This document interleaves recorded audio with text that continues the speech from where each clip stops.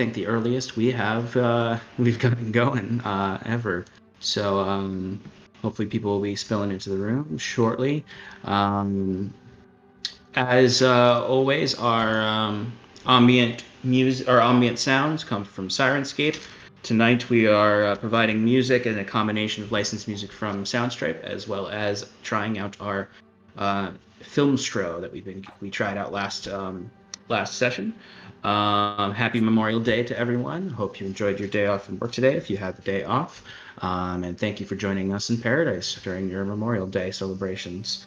I'm going to turn it over to Shannon for some social media shout-outs before we get into the recap. Yeah, let's do it. So I'm going to start with our fantastic partners, Talon and Claw 2. You guys are wonderful. We are so excited to be partnering with you. I got an email today, actually, that my wooden dice shipped, and I'm so excited. I don't know if anybody else here got that email, but I am beyond excited for those to come. So those should be coming this week. And their Kickstarter is doing extremely well. Their Whiskey Barrel Dice Vault Kickstarter. If you haven't checked it out, definitely get over there. They're like over 2,000% funded, and it's incredible.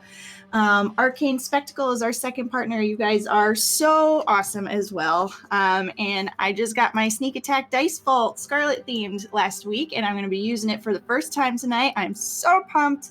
It also doubles as a dice vault and a rolling tray.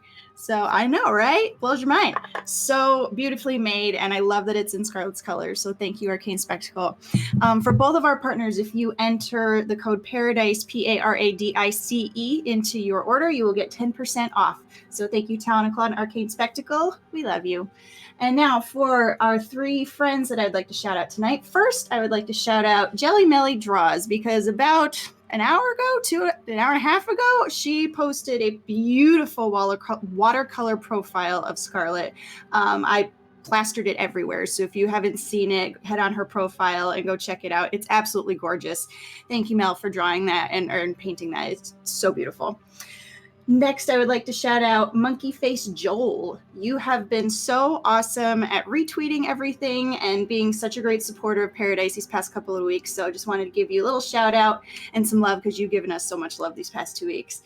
And last but not least, I would like to shout out Basically Good Podcast. They have also been just some really great supporters, and they also have fantastic content. If you haven't checked it out yet, definitely head over there. And I believe Sean won dice from them recently. So definitely go and check them out. They're good people. And I'm done. Great. Thank you so much, Shannon. Yeah, I'm excited. I got the email confirmation from my wooden dice as well. Very excited for that, to get the basilisk.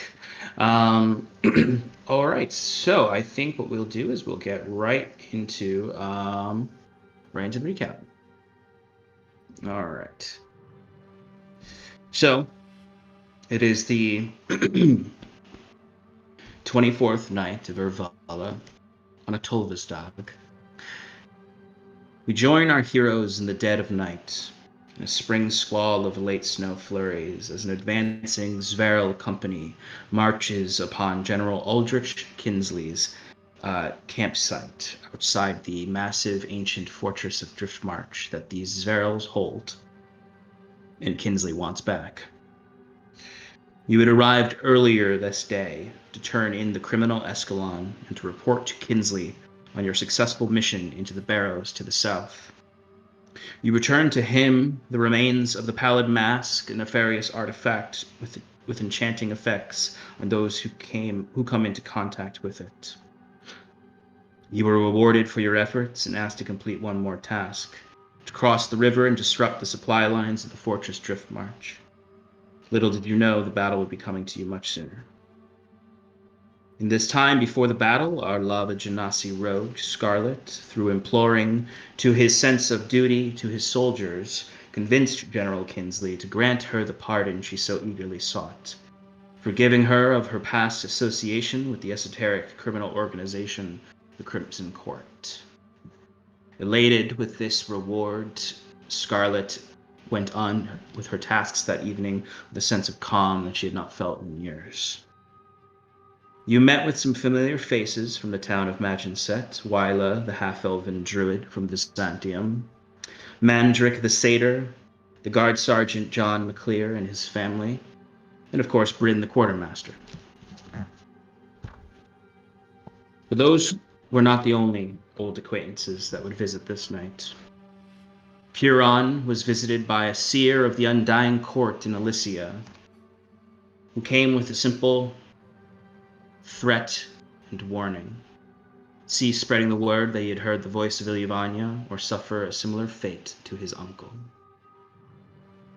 Timber, in his woven form, discovered another visitor, a stranger in dark armor, standing over the bed of Scarlet with the severed head of Redvinmar, the Highland Syndicate operative from Witwara Corners that you had allowed, well, maybe not allowed, but escaped from your grasp. Timber, seeing the stranger, immediately attacked. He had begun to slip into this somewhat less controlled, more feral state as the smell of blood soaked around him. He attacked this stranger and found himself falling deeper into this violent and hungry feral state. Scarlet awoke to this chaos and saw the familiar face of this stranger, the same one that had visited her in Brackland Glen. The man fled from Timber, and Scarlet knocked Timber unconscious to end his feral madness. She pursued the man to the riverside, where she saw him climb across scaled the side of the bridge of Driftmarch, using spells to get further and further away. She cried out his name into the cold night air, Caleb, until her voice ran hoarse. It was at this very moment that Cal and Huron were scouting ahead of the camp to look for the signs of a Zveral encroachment under the request of General Kinsley. Wiswick, at this point, was learning to help channel the spell Wall of Force with Kinsley and his other wizards in the tent for what was expected to be a large battle. Cal and Huron discovered this approaching company of Zverals. Cal retreated to warn the camp, but Huron stayed behind, hidden magically within the shadows. The camp went into organized chaos as soldiers lined the wooden barricades. Magical walls of force began shoring up the weak spots in the camp perimeter. Cal was given command of a small squad of light and medium infantry from Kinsley's garrison to hold the right flank. He was shortly joined by Scarlet. Huron watched as these approaching Zverals went from a small skirmishing party to a much larger company, including several light to heavy infantry and cavalry. Arrow fire began to rain across the gap between the camp and the main gatehouse of the fortress Driftmarch. After several volleys, a section of tents caught fire in the central campgrounds. At the sight of the licking flames, a war cry and the dull thudding of shields could be heard from the Zveral company as it began marching toward the front line of Kinsley's camp. Huron watched from a hidden position in the woods, disconnected from his friends and behind the enemy lines. Wiswick worked with Kinsley and his wizards to maintain the wall of force. He'd sent his familiar jet out to scan the battlefield, and he saw and heard the chaos beginning below. Exchanging volleys continued as Scarlet and Cal looked to each other behind the shield wall, together in the heat of this encroaching conflict, attempting to steel themselves for what comes next. And according to Stefan, making out. Anyway. Poor taste, Sean. Taste. It's okay to mime it, but saying it is the real problem. Yeah, what the heck, Sean? All right, well, misinterpreted it. That's the end of Advantage in Paradise tonight, guys. So, Timber at this point is unconscious in Scarlet's tent. Scarlet and Cal, you are watching this encroaching force coming closer and closer to the barricades in the line. You can see Amara has her archers firing upon this shield wall. You are behind your own squad that are holding their shields up as occasional volleys come from the gatehouse. You have just seen that a fire has started in the main campground. What would you like to do? So, we still have our 2 scouts out Yes. who are, 30, maybe 30 feet away. Like they're not even, it's just a little farther out. I'm still going to just kind of, are we still taking fire at all? Because I know you had said that a few arrows seem to like get through, but kind of just bounce off harmlessly, the shields. Yeah, so you have, there is a somewhat of a shield that is blocking some of the arrow fire that's coming in, a wall of force shield. Some still get through every now and then, so you're not taking as heavy a fire as the main campground, who also has its own shields, but they seem to be mainly targeting there. So you are not taking heavy arrow fire, intermittent spurts of small volleys. So I'm going to have the soldiers leave their shields up, and I'll just trust them to have their eyes forward and scan to my left and to my right to make sure that there's no significant issues that seem like they need help in anyone else's area. In the general front line. Yeah, just like so, there's Vencia, right? Who's like got the archers to my left. Just make sure that they're okay. Yeah. Or that there's no like clear problems that need dealing with. Okay, give me a perception check. Oh, yeah, it's an 8. Sorry, it's a 7. As far as you can see, the archers are firing upon the approaching rails, and everything seems to be doing awesome.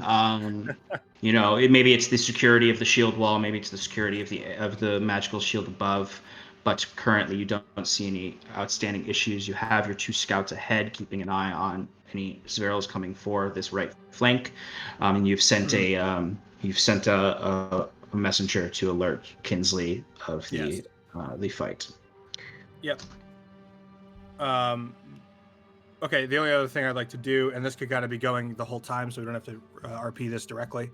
I'll be like going down the line. So the troops all have their shields up, right? I'll be like kind of hunched over behind them, like kind of just I don't know, saying platitudes to keep them like I got your back. Like I know I literally just inherited this command about a minute and a half ago, but don't worry, I got you. Basically just going down the line, like talking to them, like short and quickly. I'm not like carrying on a conversation, but no, of course. Yeah.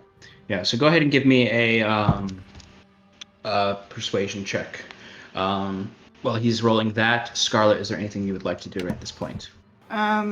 I think I'm just kind of, I don't really know what to do at this point, so I'm just kind of standing there waiting for somebody to tell me what to do, which is weird because I usually know what to do, but it's something this big, no clue. I think Wiswick would like to do something. Well, it's not your seat, so shut up. I'll get to you in one moment. Wiswick. All right, so Scarlet, you're sort of in a state of shock, almost as you're just gripping your daggers behind the shield wall, watching Cal move up and down the small line of his squad. Cal, what'd you get on your charisma check? I got a 17. Nice. So it seems, combination of your words of support, the sound of arrow fire behind them.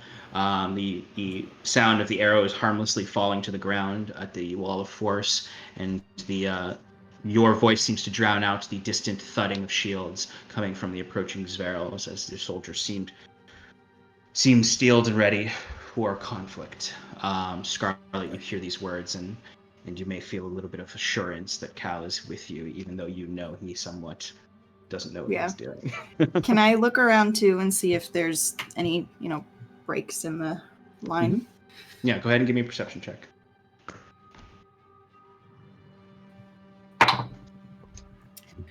Well, that is a 12. Well, okay. So much like what Cal saw, you see this is really this quiet moment of uncertainty as there's no immediate skirmishing happening around you. There's exchanges of arrows. You notice that the Zverils are getting closer, and that they'll soon, at the very least, be in range to start throwing back their return volleys of spears and short bows. Well, you don't really know that, but you just know that they are getting closer because you don't have at least Cal may not have experienced battle, but he's got the training to know somewhat tactics. But you do see that they are getting closer. The biggest thing that's digging in your mind is the fires that you can see when you turn and look to the main campsite, and you can just see these licking flames in the distance, and more arrows fly to that camp than are coming towards your camp.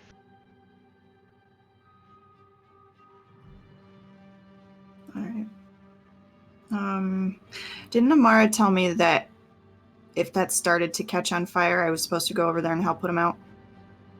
She did say to her last command to you was to support Cal and his soldiers unless there is a fire in the main camp, in which case she asked you if you would help the villagers there. Okay. So as Cal is walking by, as he's making his rounds, I'm going to stop him and say, Captain Amara asked me to go help with the fires if there was one. So I'm going to go do that, and then I'll be right back. Didn't she say wait for her order, though? I don't remember, honestly. I'd rather, I don't know. Do you need me here? Shall I go help with the fires?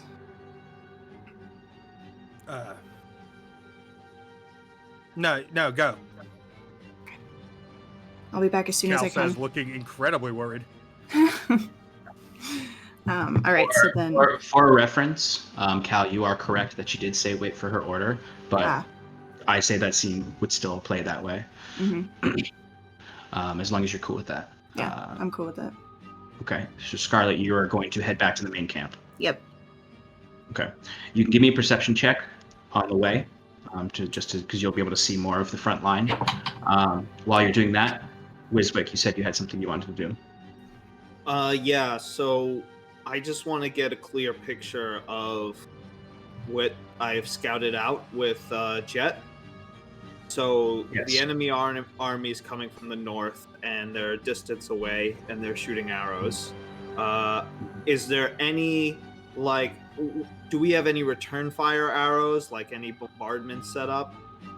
Yes. So the approaching, what you can get from Jet is that there is an approaching force from the north. Your allies are firing arrows at that approaching force. There are arrows volleying down from the east from Driftmarch's gatehouse.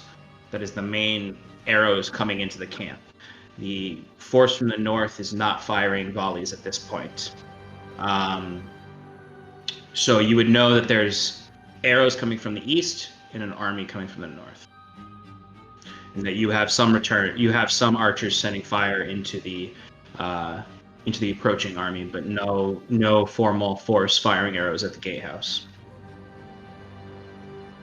I think when they begin their volley, the enemy, as I'm concentrating, I look over to the general and I say, I want to bring the fight back to them. Can you hold off one volley without me? I want to take the chance after they're done firing. Persuasion check. Okay.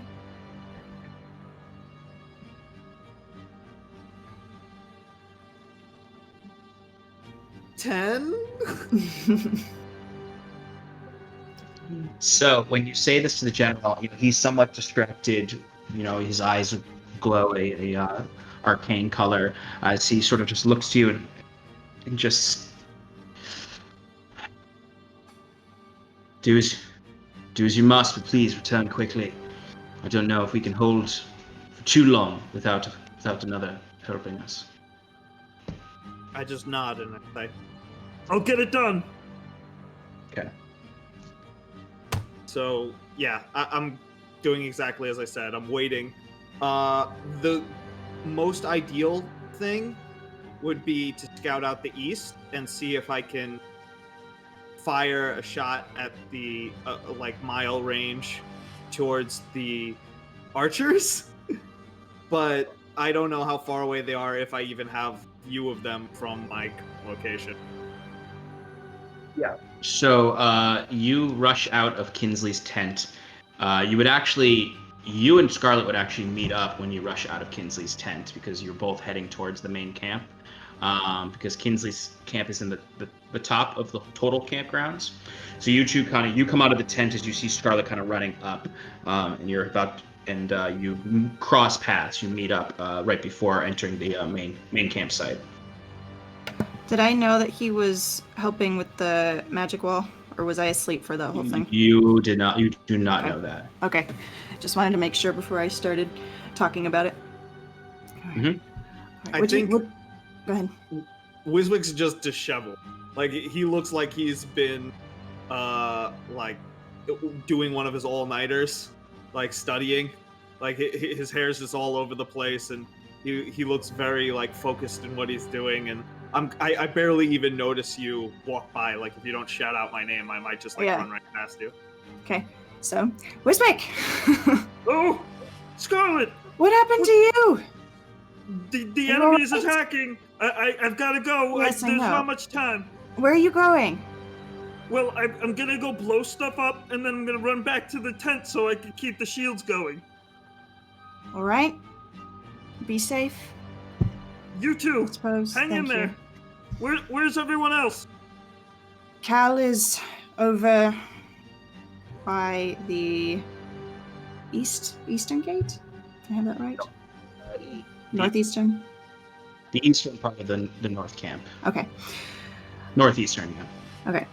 Cal is in the northeastern part. I don't know where Kieran is. I haven't seen him in some time. And Timber's resting in my tent at the moment. We'll go wake him up. No, I can't. I'll explain later. Is Just it? go blow stuff up. I mean, okay, Go. Go. If you say so. Yes, we don't have time. Go. All right. And I rush off. Well, you're both rushing in the same direction, so you rush off together. That's awkward. Okay, bye. Oh no, now I'm following you. You literally see Wiswick start to rush down into the central camp, and you're like, damn it, and chase after him. Yeah, I'll So keep a few paces behind. Okay, yeah. When you guys enter into this this main camp area, both of you give me perception checks. I had made one before and didn't tell you my roll. It was an 11. Thank you, Wiswick. You I go ahead and lost give my me dice, a- so you're gonna have to wait a second. Sorry. No problem. I can roll for you if you want. Please do. Actually, that would help. What's your mod? For perception, 0. Yeah. Well, you got a 5. Sorry.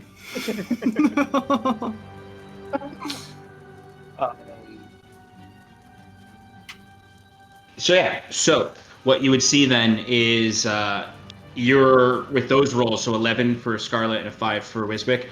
Wiswick, you're so frazzled by the idea that you're in the middle of a big actual conflict between two armies, and the idea of this time limit where you're like, I need to get back to help the spell. You're just too frantic. As you're running, you're just sort of blinking your eyes, you've tunnel vision. You see people are starting to run all around the tents. You just sort of get to the middle, and you notice that there is a tall pillar of fire right now around one of the larger tents that is starting to lap over some of the other tents. And you can see there is a group of, there's like a line of villagers that are passing large buckets of water, and that is coming from sort of a pile of buckets that are waiting. The villagers seem to have created a line from the riverside to the camp to try to put out the fires. Scarlet, you mainly notice this line of villagers with 11, you said. You would notice arrows continue to come, volleying down. There is one of Wiswick's team's shields up above this space. Mm-hmm. The fires are on the far side of the camp, so the southern side of the camp, as arrows are coming down towards it. You see a small section of archers are still firing arrows, and you hear the volleys whipping through the air and clattering harmlessly against the wall. But some sneak through, and you can see them hit to the ground. You notice one hits a villager in the line of water carriers, and they collapse to the ground, and several rush over, disrupting the line of water coming to the to put out the fire. What do you two want to do? I don't know if this would work, so I'm going to ask. But my produce flame, I know that produces it in my hand, but when I dismiss it, would it be possible if I went over to a fire and like stuck my hand in and then tried to dismiss it?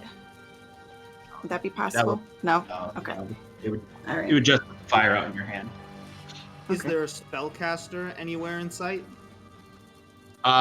Give me a another perception check. Well, no. What's your passive perception actually? 10. Okay, it's better than 5. So you do notice rushing up to this group is Wyla and Mandrick, since they were in this square. You do notice those two are there. So Wyla, you know that both of them really are spellcasters. Not very helpful. I was hoping to counter something, but I'm gonna go with my initial plan, which is Enemy to find a high. spellcaster. Yeah. Okay. No, you don't see an enemy spellcaster from this vantage point. I'd say you would know that from where you are, the gatehouse of Driftmarch is about from this position, from entering into this camp, probably between 250 and 300 feet away. You know that, and you would see that there is a barricade at the edge of this camp where there are a few soldiers, not a lot of soldiers, keeping an eye. They're crouched behind these barricades, avoiding arrow fire. As you can see, that's about 150 feet away from you, and then the rest of the distance is sort of a causeway that leads to the Driftmarch gatehouse outside of the camp. So there's about 120 feet sort of gap between the camp's edge and Driftmarch gatehouse. Okay. So the first shot that I want to take off is just going to be directly towards the gatehouse.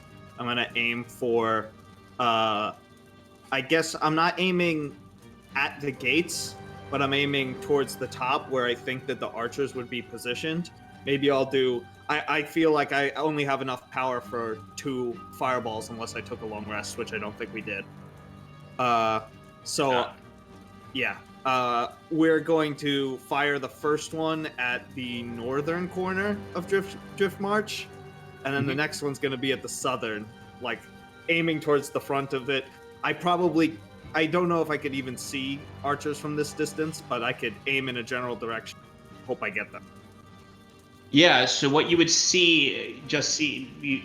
what the gatehouse looks like from this distance. It's a bit hard to see it exactly, but you could make out that it is a tall tower and that it has battlements at the top with crenellation at the walls, and that there'd be 2 sort of small turrets that you would imagine archers are firing from.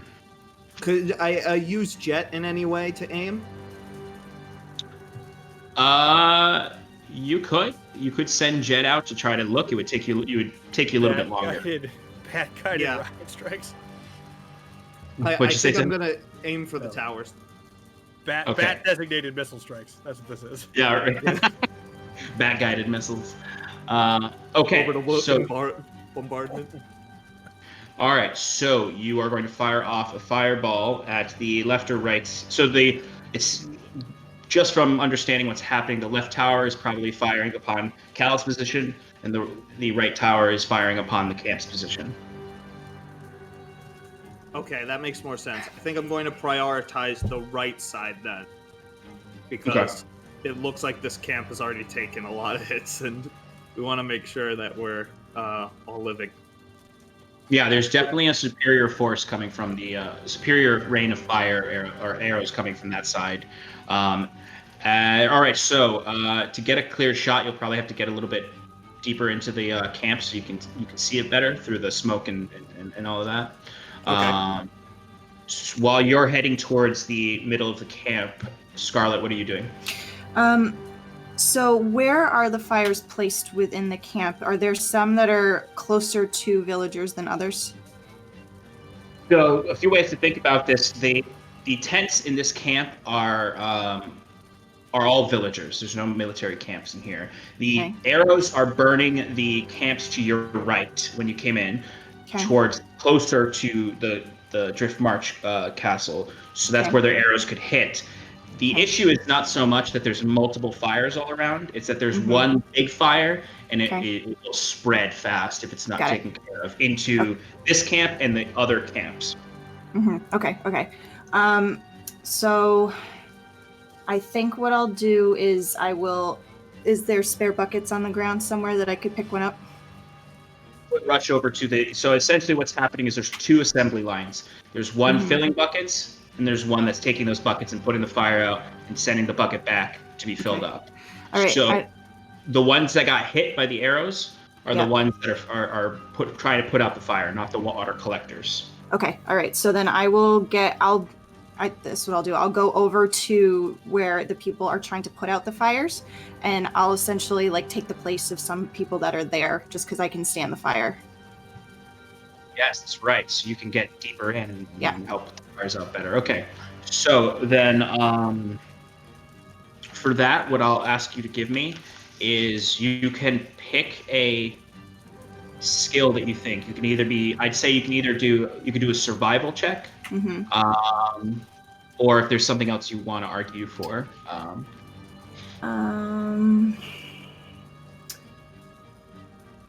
The only other one that I would say would be sleight of hand, just to kind of, know That's more exactly so where to to put it. That's more more what? so to hide. You could also, I guess, make a smooth, clean dexterity check if you want for throwing the water. Yeah, I'd like to do that. Okay. While you two enter into the main square, I will ask you both to give me a quick dexterity saving throw as you hear, and you just see a volley of arrows coming from the tower. Thank you, Tim. 19. No. All the things that soundboard has, it doesn't have volley. I got a arrows. 14. 22. I added that wrong. You got a 22? All right, Scarlet. So as soon as you hear these, literally just because of your experience in the northern part of this battle, you immediately sort of just find cover and dart down, and you just hear these arrows just hitting into the ground. Wiswick, you have not had that experience, and you are so focused on getting this fireball off that you just get a clean arrow into your shoulder as you're coming forward, taking 7 points of piercing damage. Some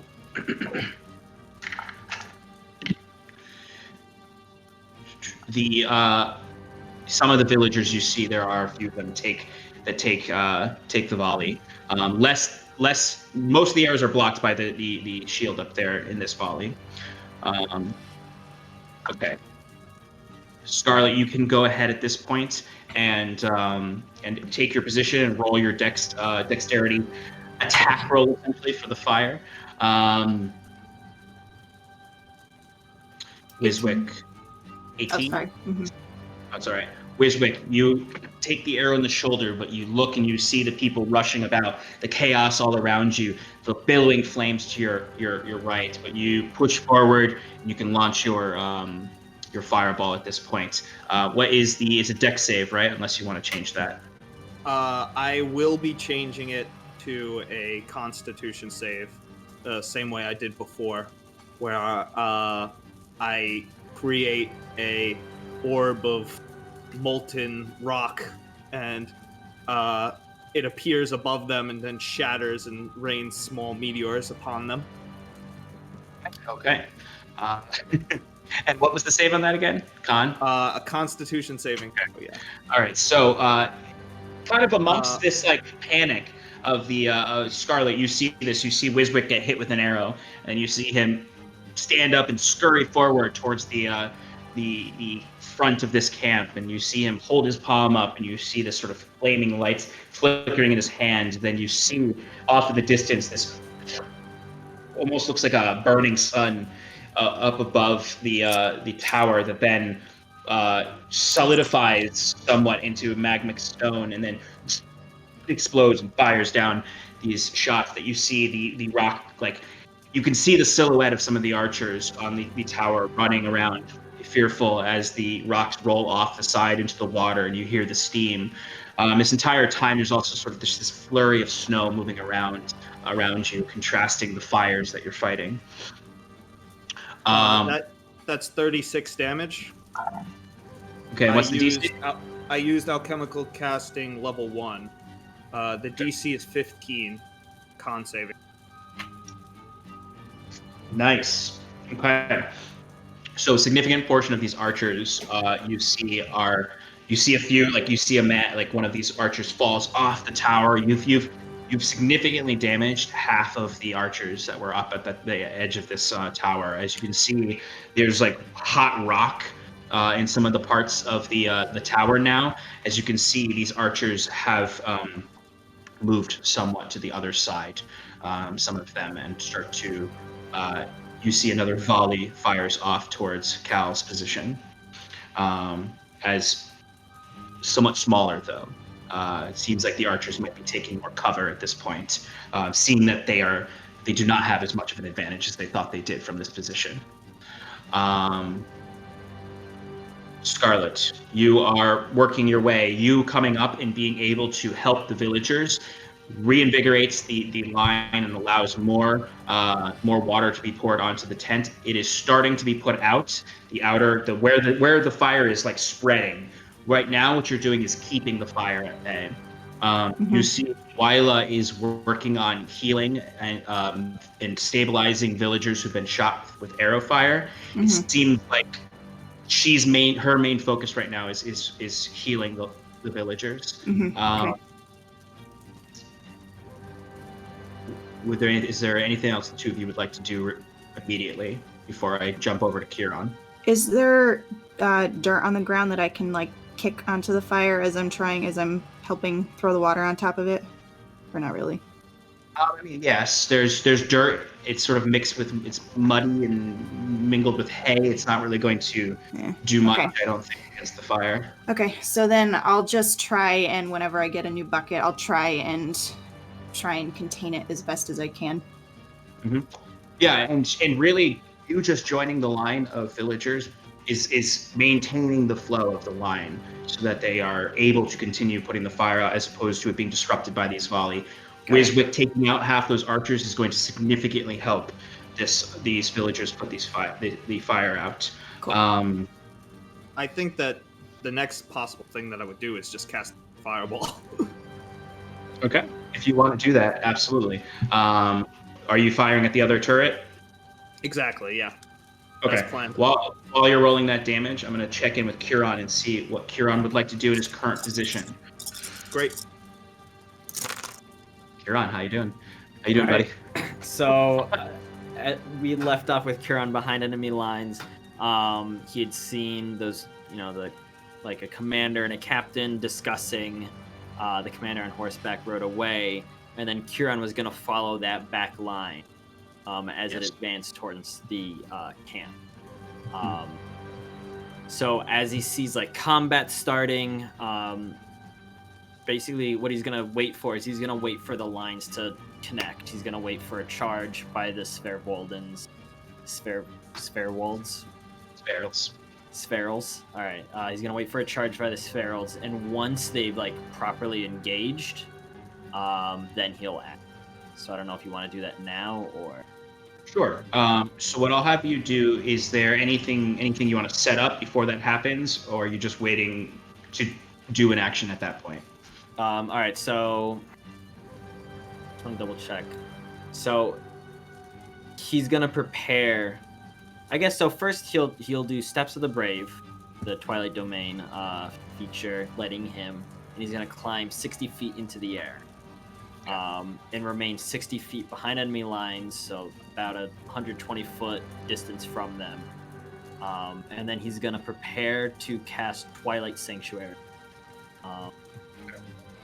And then once he's done that and given himself some dim light coverage, he's going to fire into the back of the enemy line with the intent to cause, pandemonium, make them think like, oh shoot, we're being attacked from behind. What's going?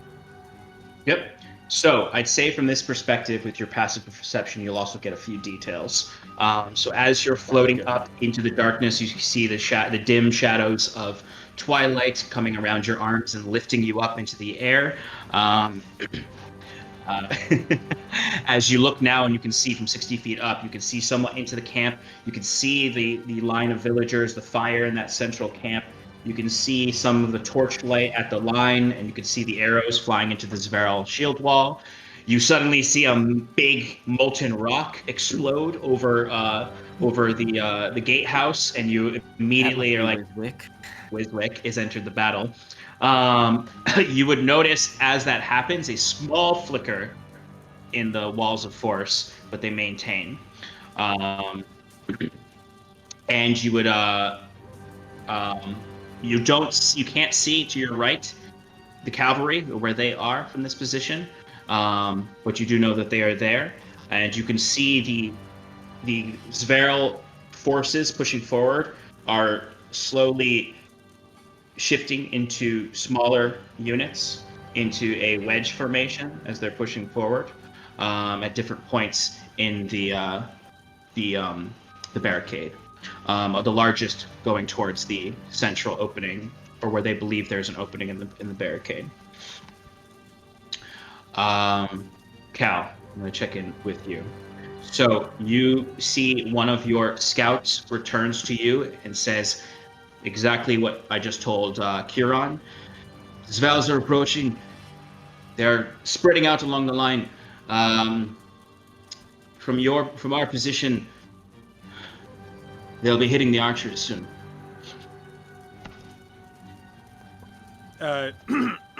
Sorry, that was Tim, not Cal. Mm-hmm. Sorry.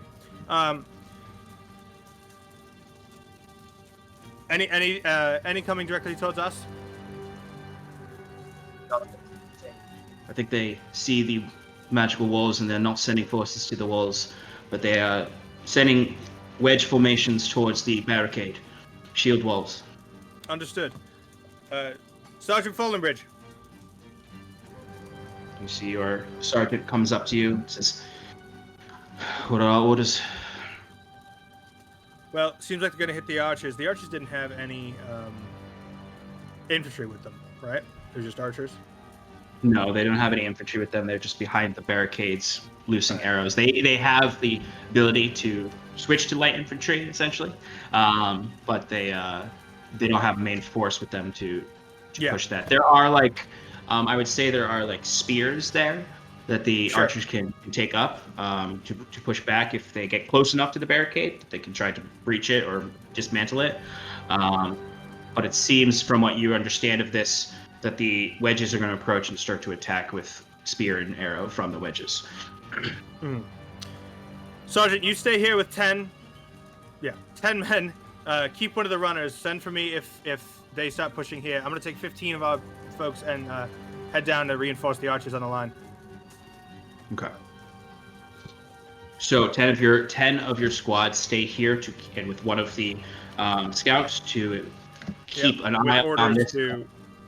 Correct, with orders to get me should they start pushing into. Yeah. Okay. And you are going to go and provide infantry support to the archer line immediately to your left. Correct. So I shouldn't be that far. No, they're right there, and you can your soldiers and you can get up there. You could take up the spears. You can provide support as needed. Wiswick, I want to resolve your fireball real quick. I would say, Cal, as your unit separates and your section starts to head to the to support the archers, there is a volley that comes, the more thorough volley that comes after Wiswick destroyed the other turret, and I will ask you to give me a dex saving throw.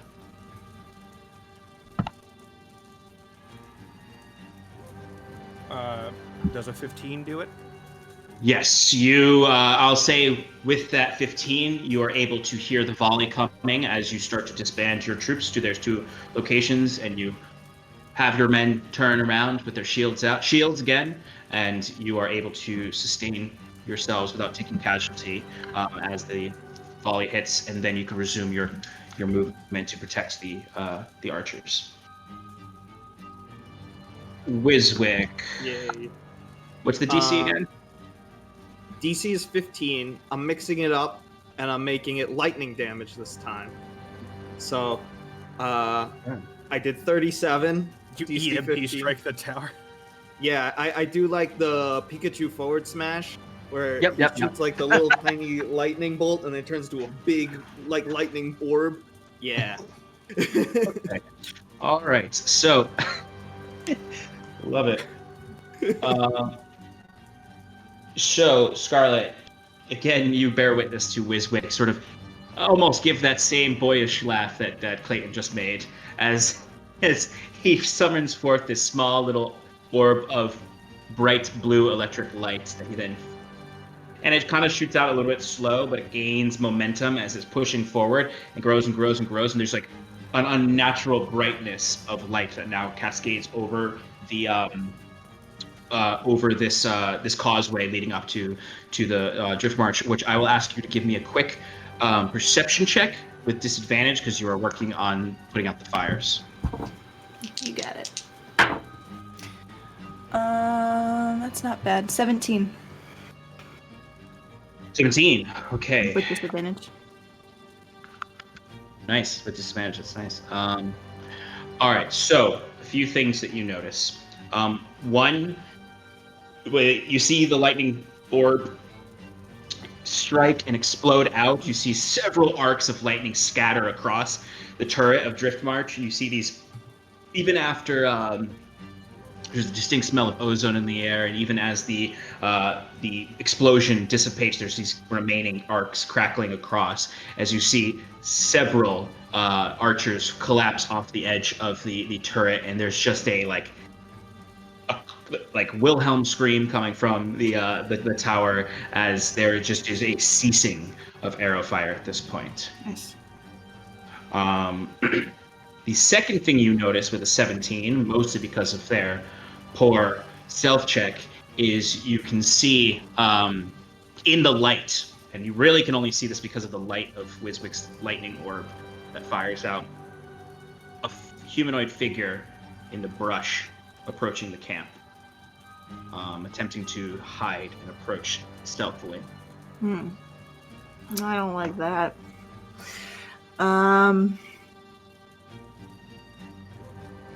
Can I try and sneak up on him? Person? Try to follow them, yeah, if you Yeah. want, or keep track of them and try to follow them if they come into the camp. Yeah. So give me another perception check just for keeping an eye on that. I would say because the archers have, for now, ceased their volleys, more of the villagers are able to assist in putting out these fires, and Wyla and Mandrick are able to combine their magic to use that to attempt to put out these fires as well. So you start to see some water spells going into action with their druidic nature, as the fire, with your help, has now been under control, managed as best it can, and will not spread. That's the main thing, is in its current state it will not spread, and eventually will be put out. Good. Just a straight roll? Not Yes. disadvantage? Yes. Okay. It's while you're doing that, at this point, Cal, you have positioned yourself with Vencia's archer squad. You can now, from your perspectives, see the approaching wedge formations of shield walls. The first thing that happens is the central wedge pushes forward beyond the other ones and crashes into Amara's forces in the front, attempting to dismantle the barricade there while they begin. There's exchanges of spear throw, spears sticking out, arrow fire. The main thrust of the battle is happening there as these smaller wedges approach the barricade, and you can see between your side's archer volleys they are opening up their shield walls and have a few archers firing out or throwing spears out. What would I you like would, to do?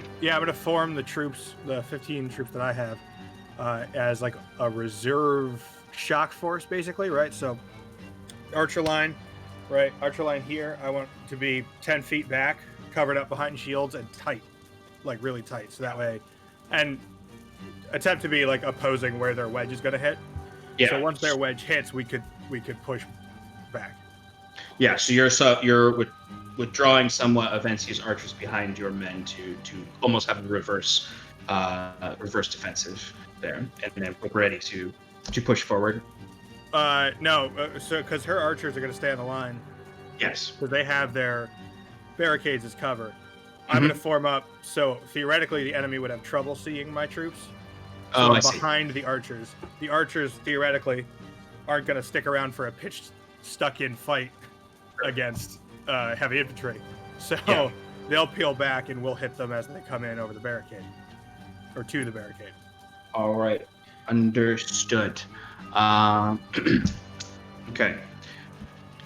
Huron, you would at this point notice that the forces have met each other, and that there is the skirmishes are beginning there. All right. So then he's cast Twilight Sanctuary. Use his reliquary, calling upon Ilyvanya's power. And then once that's surrounded him in that dim light, he's gonna just start picking off at the back of, especially where like there's larger groups of engaged soldiers. He's gonna try to pick off at the back of those groups. To kind of draw their attention away from the front, giving Tinsley's men better advantage. Give me an attack roll for that with advantage because of your concealed position. Ooh. That's gonna be a 26, I think. Yeah, 26.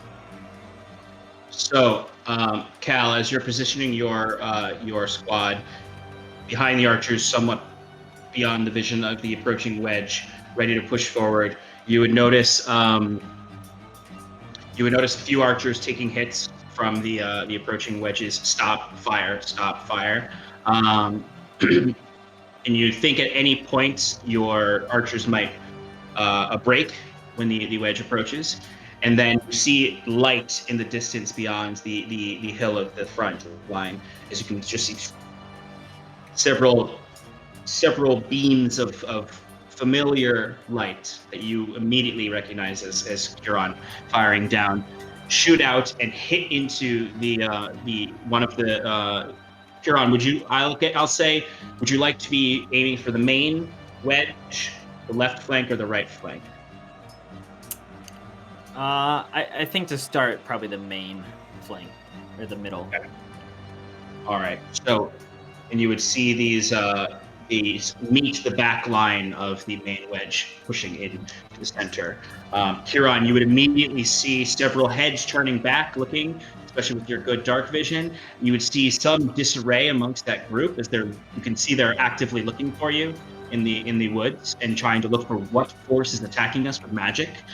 Give me a stealth check. Oh boy.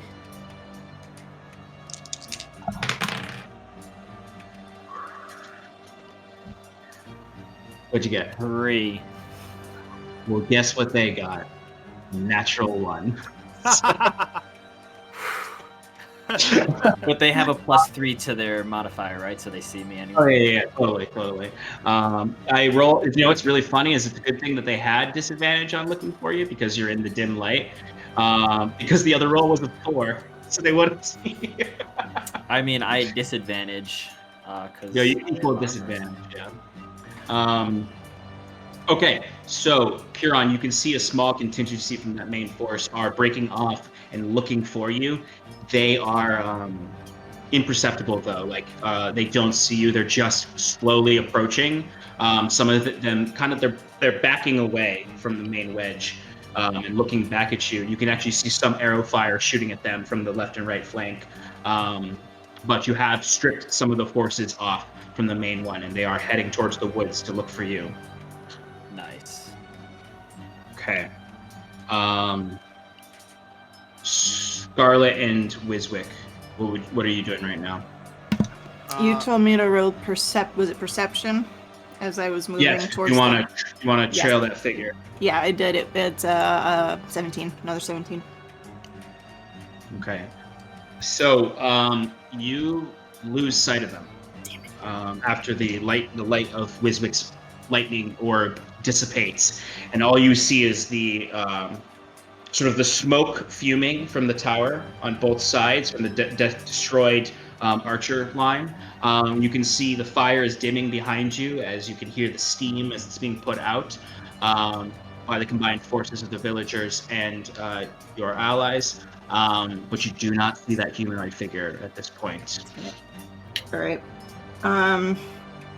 I don't want to leave because I want to make sure that they don't get anywhere that they're not supposed to get. So I think I'm going to just hang there for a second. And I'm going to try and, I don't know, hide and keep a lookout. Okay. I would say what you would notice at this point is that the fires are being put out. Wyla and Mandrick are there. That you can talk to them if you want as well. You can.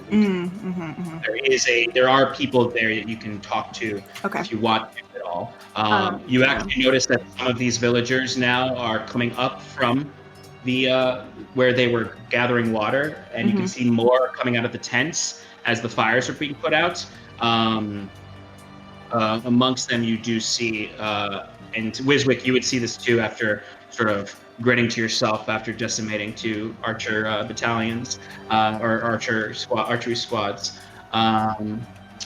You see McClear coming out with some of the other villagers. Classic great axe in his hands, and just looking his ferociously best. So you see Wyla, Mandrick, McClear, generally mostly villagers here. Some who are grabbing weapons, who are following McClear. You can see a small squad of soldiers are at the barricades that lead up to the causeway. They're all kind of looking shocked and in awe of what Wiswick has done to these towers. What would you like to do? All right, so I will hang around for a second to see if I can try and find them again, but when I can't, I'll turn around and look back at the campsite and I'll see Wyla there. And I do, remembering Timber, I do want to go over to her and I want to talk to her and try and ask her to come with me to go heal Timber. Yeah, so you approach her and you say, she gives you a nod back after saying, she looks to Mandrick and just confirms that he can handle himself here, and she will follow you at this point back to the camp to tend to Timber. Okay. When we get back into the tent, I want to immediately go and kick the head under the cot so that she can't see it. I'll ask you to make a sleight of foot. Sleight of foot? Yeah. When you enter the camp with Wyla, she stops for a moment, and you stop for a moment. As you can see now, right in front of, right there in front, there is the active skirmish happening between Amara's forces and the front line of the wedge. It's about 40 feet away from you when you enter into this area. As you can see, spears being pushed out, shields being held up. You can see some soldiers firing arrows from short bows into the crowd. You can just hear guts and glory happening in that skirmish. But you have something you want to do. You push over to your camp. You enter in. Give me that sleight of foot check. Sleight of hand roll. Ooh, 11. 11. Yeah, she's gonna see it. So as you come in, I'd say it's almost like you come in and you see Timber, and then your eyes immediately beeline to the head on the floor, and you're like, fuck. You rush forward, and I would say, not gracefully. With an 11. As you said, the head. And I'm not going to say it flies up and splatters into the flap of the tent, but it's not very subtle as it rolls under the bed, and just in the fleshiest way possible. There's a trail of blood across the furs that go onto the bed. As she stops for a moment and looks at that, and then shakes her head and just, we'll talk about that later. Where is He's right here, right here. he? She will rush forward and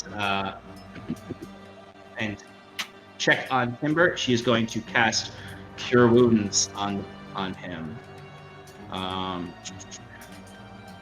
So Timber, you will be revived and awake at this point, and you will be healed for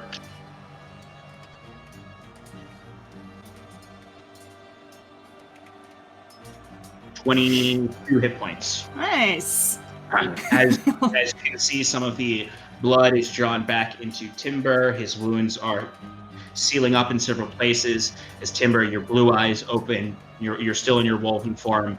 As what you would your immediate sensation would be like first a hangover like feeling after coming out of that bloodlust, and you would hear outside the sounds of shouting soldiers, arrow fire. Absolute chaos outside as you would look above you and see Scarlet and Wyla having just healed you.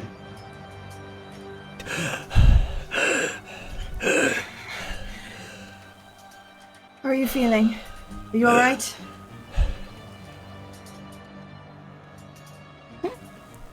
Yeah, he's a wolf. Yeah, I He's a know. I know. That's why I did the yes or no question. Looking around, looking at or feeling being like the dagger wound in the back, like kind of sewn together. Stabbed in the back.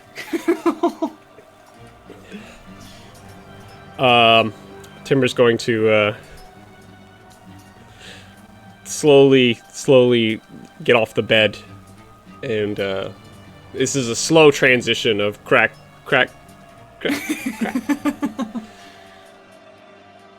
As you see, Wyla is hiding some disgust on her face, kind of being like, I've seen this before, but will you two be okay? I need to go help. Yes. Thank you, Wyla. Thank you. As she slowly backs out and kind of looks one last look to Timber, kind of checking on him one minute. Like, we'll talk about the severed head later.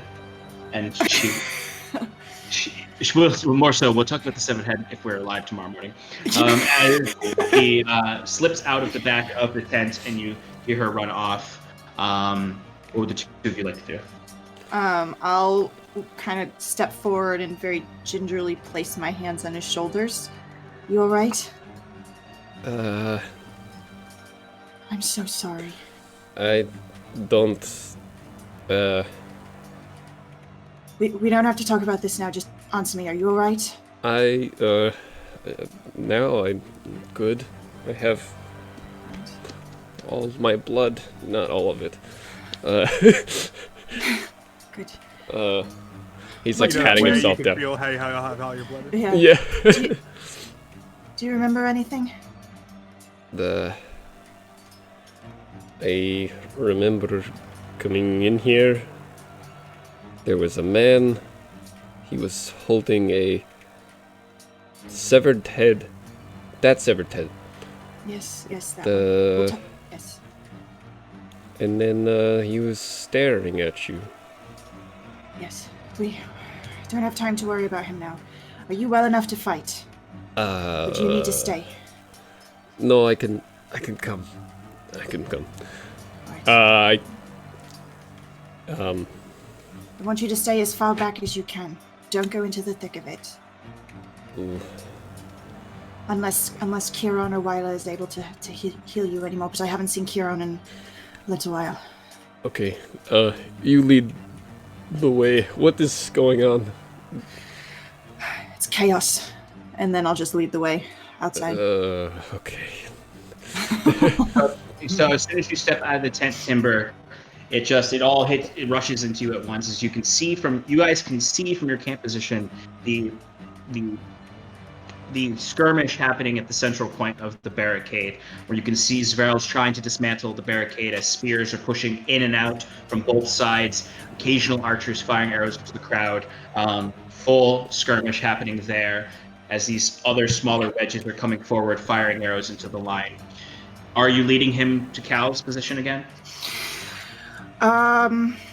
No, I'm gonna lead him to the villagers. Who are is the fire out, totally out, or are they still working on it? At this point, the fire is out in the sense of like it's no longer a threat, but they're still managing the small bits of the fire. It's not Right. all going to go out at once, but it is Yeah. no longer an immediate threat. Okay.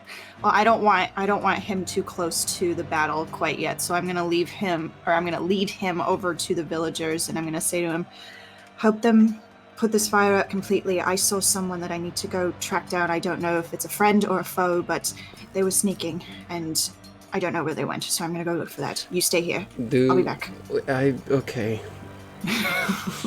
Led him to the main square. Me? Yeah. Or yes. Okay. That's where we okay. were. So then Sure, you don't need help. No, I don't. No, okay. I don't want you anywhere near that right now. Wiswick, what were you doing during this time? Are you still in the square? Or are you returning to Kinsley's tent? I think that I stay just for a little while to share some witty banter with Clear. As he comes in with all his cronies, I just say, fashionably late as usual, huh? I softened him up for you. You see McClare, he gives you a half-hearted smile. For as much as he's a badass, he's not in the fray of it, so he's still kind of like, there's a fight happening.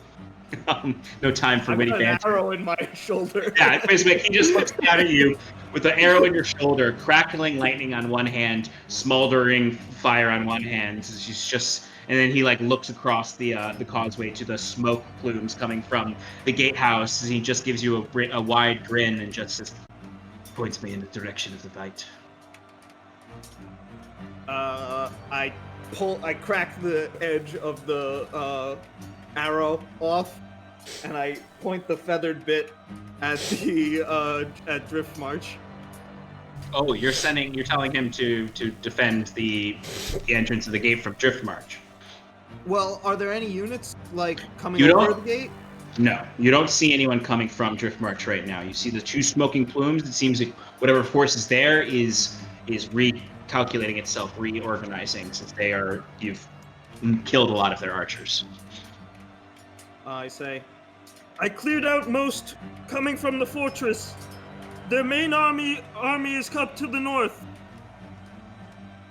I just like point this way and then point that way. Wiswick's seen too many movies. As McClear nods to you, and you see his small band of makeshift villagers start to head towards the front line. Is there any way I can, like, say like, Listen, I'm a little slow. I really got to get to the general's tent. Can you help me out? Okay, you want McClear to bring you to the tent? yup. Give me a quick persuasion roll. Okay. 14? Yeah. Okay, so you see him holding his battle axe. He kind of like puts it in one hand, and then you see him look to one of the other villagers and just commands them to head to the front lines and wait for him there. Listen to whoever's there, and then he picks you up in his arms, holding you like this, like a football kind of, and he just starts running. I guess it's the same direction, so he starts running with his troops. They're a little bit ahead of him, and he will easily be able to deposit you at the general's tent. I will say he pauses for a moment when you enter, and you see that exact same thing everyone's seeing now, the actual skirmish. And you see the forces fighting at the central point of the barricade. But then he quickly darts to the side to the big tent, places you down inside, and just says, "Stay alive, little one," and pats you on the head and runs out. As you turn back, and you can see one of the wizards who's helping Kinsley is kind of struggling, while the other one is maintaining, and Kinsley himself is maintaining. It seems like one of the three is not doing too well in maintaining the shield, but they've been able to hold it so far.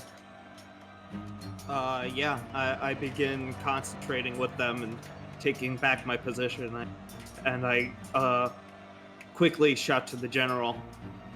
I cleared out the archers from the fortress. It should be a one direction war now. Okay, so you see Kinsley, and as he's maintaining the spell, like it's an odd sight. You've seen it before. You've been around enough mages when they're concentrating on something this powerful. It's just sort of like, good. Thank you. Wiswick, quickly rejoin us. We're struggling. I know it's like as you join, there's just sort of you reconnect with the crushed glass in the zone below. Sort of almost as if you're each maintaining a portion of the shield, although it's all flowing through Kinsley himself. I would say that you don't have vision of around you while you're channeling the spell. You can look through Jet, but you don't have vision of the room you're in. Cal, in your position, the wedge has now approached the barricade. You see your archers are getting last shots off before they start to retreat backwards towards you, knowing your position. Grabbing some of them maintain their short bows, others grab onto spears or draw swords. What would you like to do?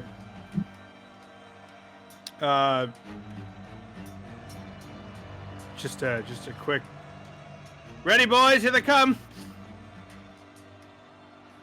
Okay, and you're going to have your line push up to the barricade, or are you waiting until there's a hole in it? So what I want is for whether they either come over or because they're going to have to get a little disorganized to move barricades away or come over them. So I'm going to wait until there's, call it 6 or 7 of them inside the line, and then hit them at like a charge. Okay. So good to know. All right. So it takes that. You're correct. The wedge meets the barricade where the archers have dispersed. You can see there's, some wedges down the line who are meeting as well. But in your quadrant, let's say, they start to dismantle and they start to take apart. You see them carefully lifting and moving the barricade, trying to dismantle it, and then you do start to notice them flowing in, and you can at that point order your soldiers to charge forward. Your line pushes forward. They are with your inspiring words earlier, they're able to sort of cluster around appropriately to keep a funnel in that spot. And let's see. Okay.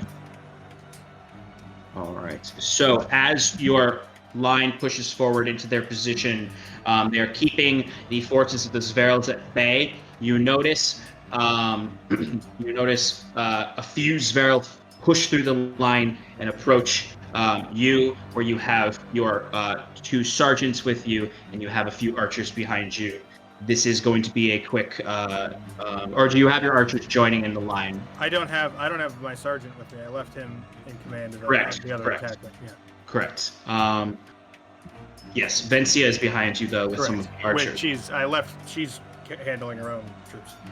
Correct. All right, so then you notice a few of your Zverals pushing through, and this is essentially where you're going to have to do some fighting. Okay. Okay, so I'm going to ask you to give me a quick initiative roll. Okay. It's a dirty 20. Dirty 20, nice. All right, so you see there are 5 Zverals who have pushed through the line and are rushing towards you. What would you like to do? I'm going to draw prongs of the black and engage them. All right, go ahead and attack one. At range at first. That's right, because you've got that 10 feet. Yeah. All right, so go ahead and give me a reach attack roll. Yeah. That, my friend, is a whatever 19 plus 7 is. Yeah. 26. Nice. That'll hit. Go ahead and roll damage. 14. Yeah, so you see these 5 Zverals push through. You see 18 they cut down. with the plus 4. Excellent. The D4. Yeah. You see as these Zverals push through, you see one of them cuts down one of your soldiers, and these 5 spew out to try to get behind the line. You step forward, you charge forward, you bring the prongs out. It whips forward, and you see it just slashes across the chest of this light infantry Zveral that comes out and just rips open the leather armor in front. You see the acid burning in the inside as he drops down. As you see the other 4 Zverals immediately kind of like get into a position around you to charge forward towards you. Got it. You know, I'll use my other attack Go for it. for a 25 to hit. Yeah, that hits. Yeah, that's what I thought. Cal just doing a whipping across as these Zverals come forward. 13 with the poison damage. 13 with the poison. You bring another one down as you just sort of bring the whipped longsword up, crack through the chest of the first one, bring it striking back down to take out this second one as the 3 charge forward towards you to try to bum rush you.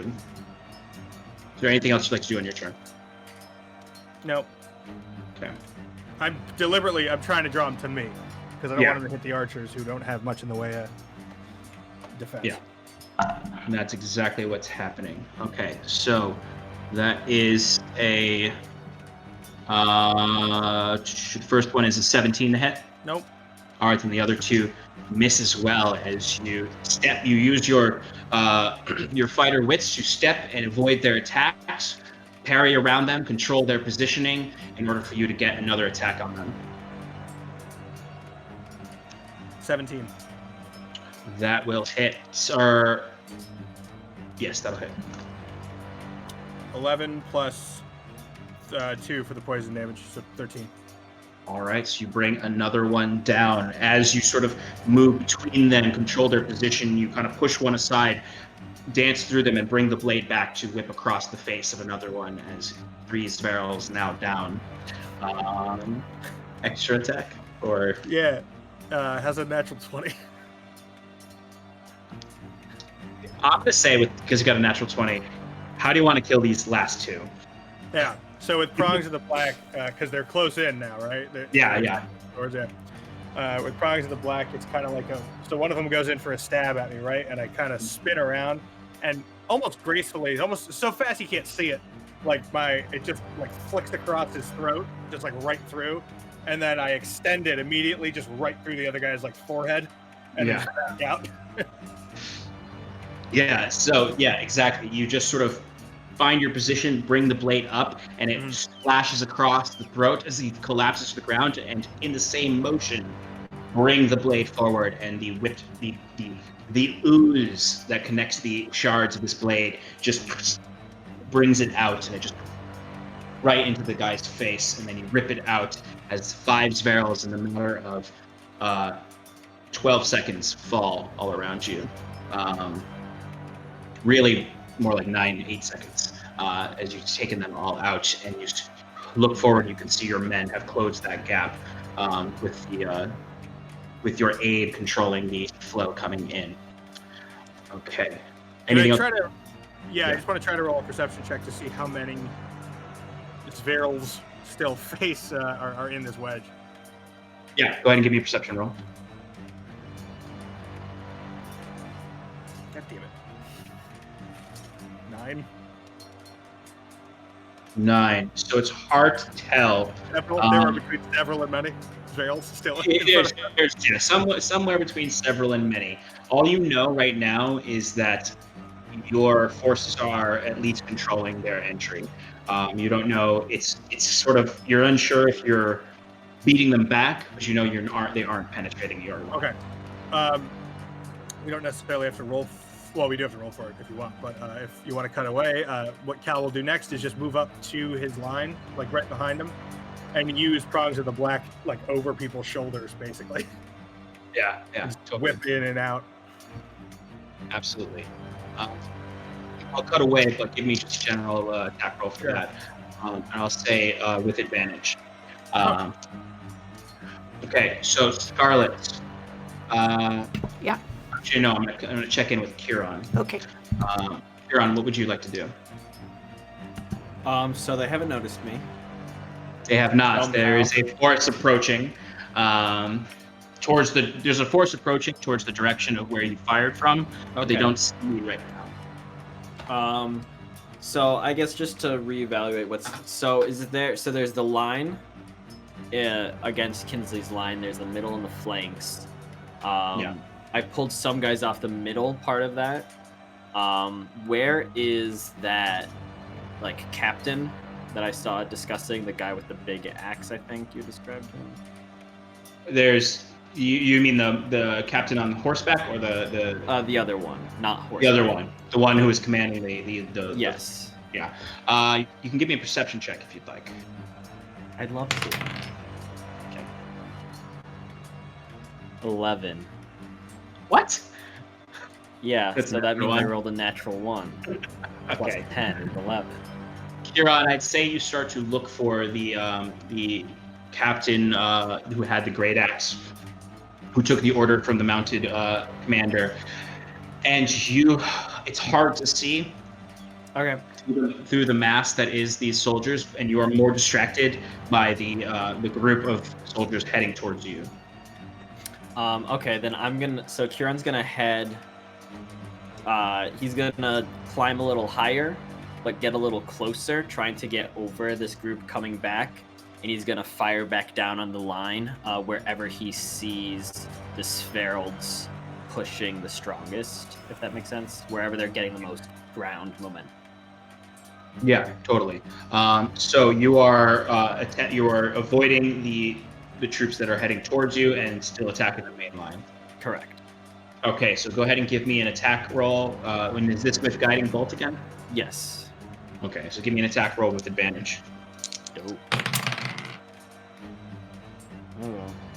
16. 16. Okay. Go ahead and roll damage. I didn't roll damage last time. Is that okay? I just realized. Yeah, I just realized you didn't do that either. You can go ahead and roll damage again. You can roll damage for both of them. Oh, okay. So we'll say the first one had a damage of 13. This second attack now has a damage of 13. So you watch as your bolts fling out into the air and strike at the back of this line. You see a bolt hits probably like 2 or 3 of the soldiers, and you see them fall. And then but what you do notice immediately is below you, this group looks up, and they see where you're coming from, and they may be going for it. So you are at this point 90 feet up in the air, right? Yes. Yes. About Okay. 80 to 90, give or take. All right. So they are going to. Actually, I need to double check one thing. What is the range? What is the range? All right. So they have disadvantage on you on attacks against you because you are 90 feet up in the air. So. First one is wow. Rolled an 18 and a 19. So that is a dirty 20 to hit you. Yeah, that hits. Yeah. Okay, so you are going to take 6 points of piercing damage as an arrow fires from a short bow up at you. The second one is going to be an 18 to hit. Or no, sorry, no, that's a 15 to hit. That's my AC. Oh, really?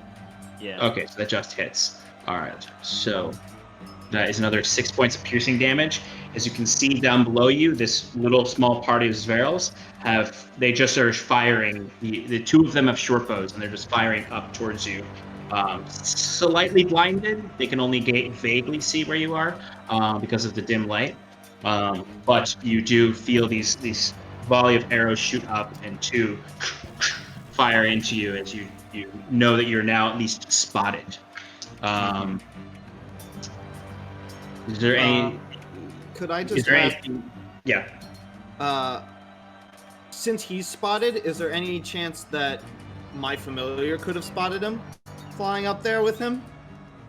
You give me a perception roll for Jet. Okay. With advantage or normal? Normal. 6. No. Jet does not notice. Jet may have seen like little tiny flashes of light shoot off in the distance, but he didn't see. Specifically, he wouldn't be able to identify that Huron was there, was the source of that light, or that where Huron's position is, from where Jet's flying up above.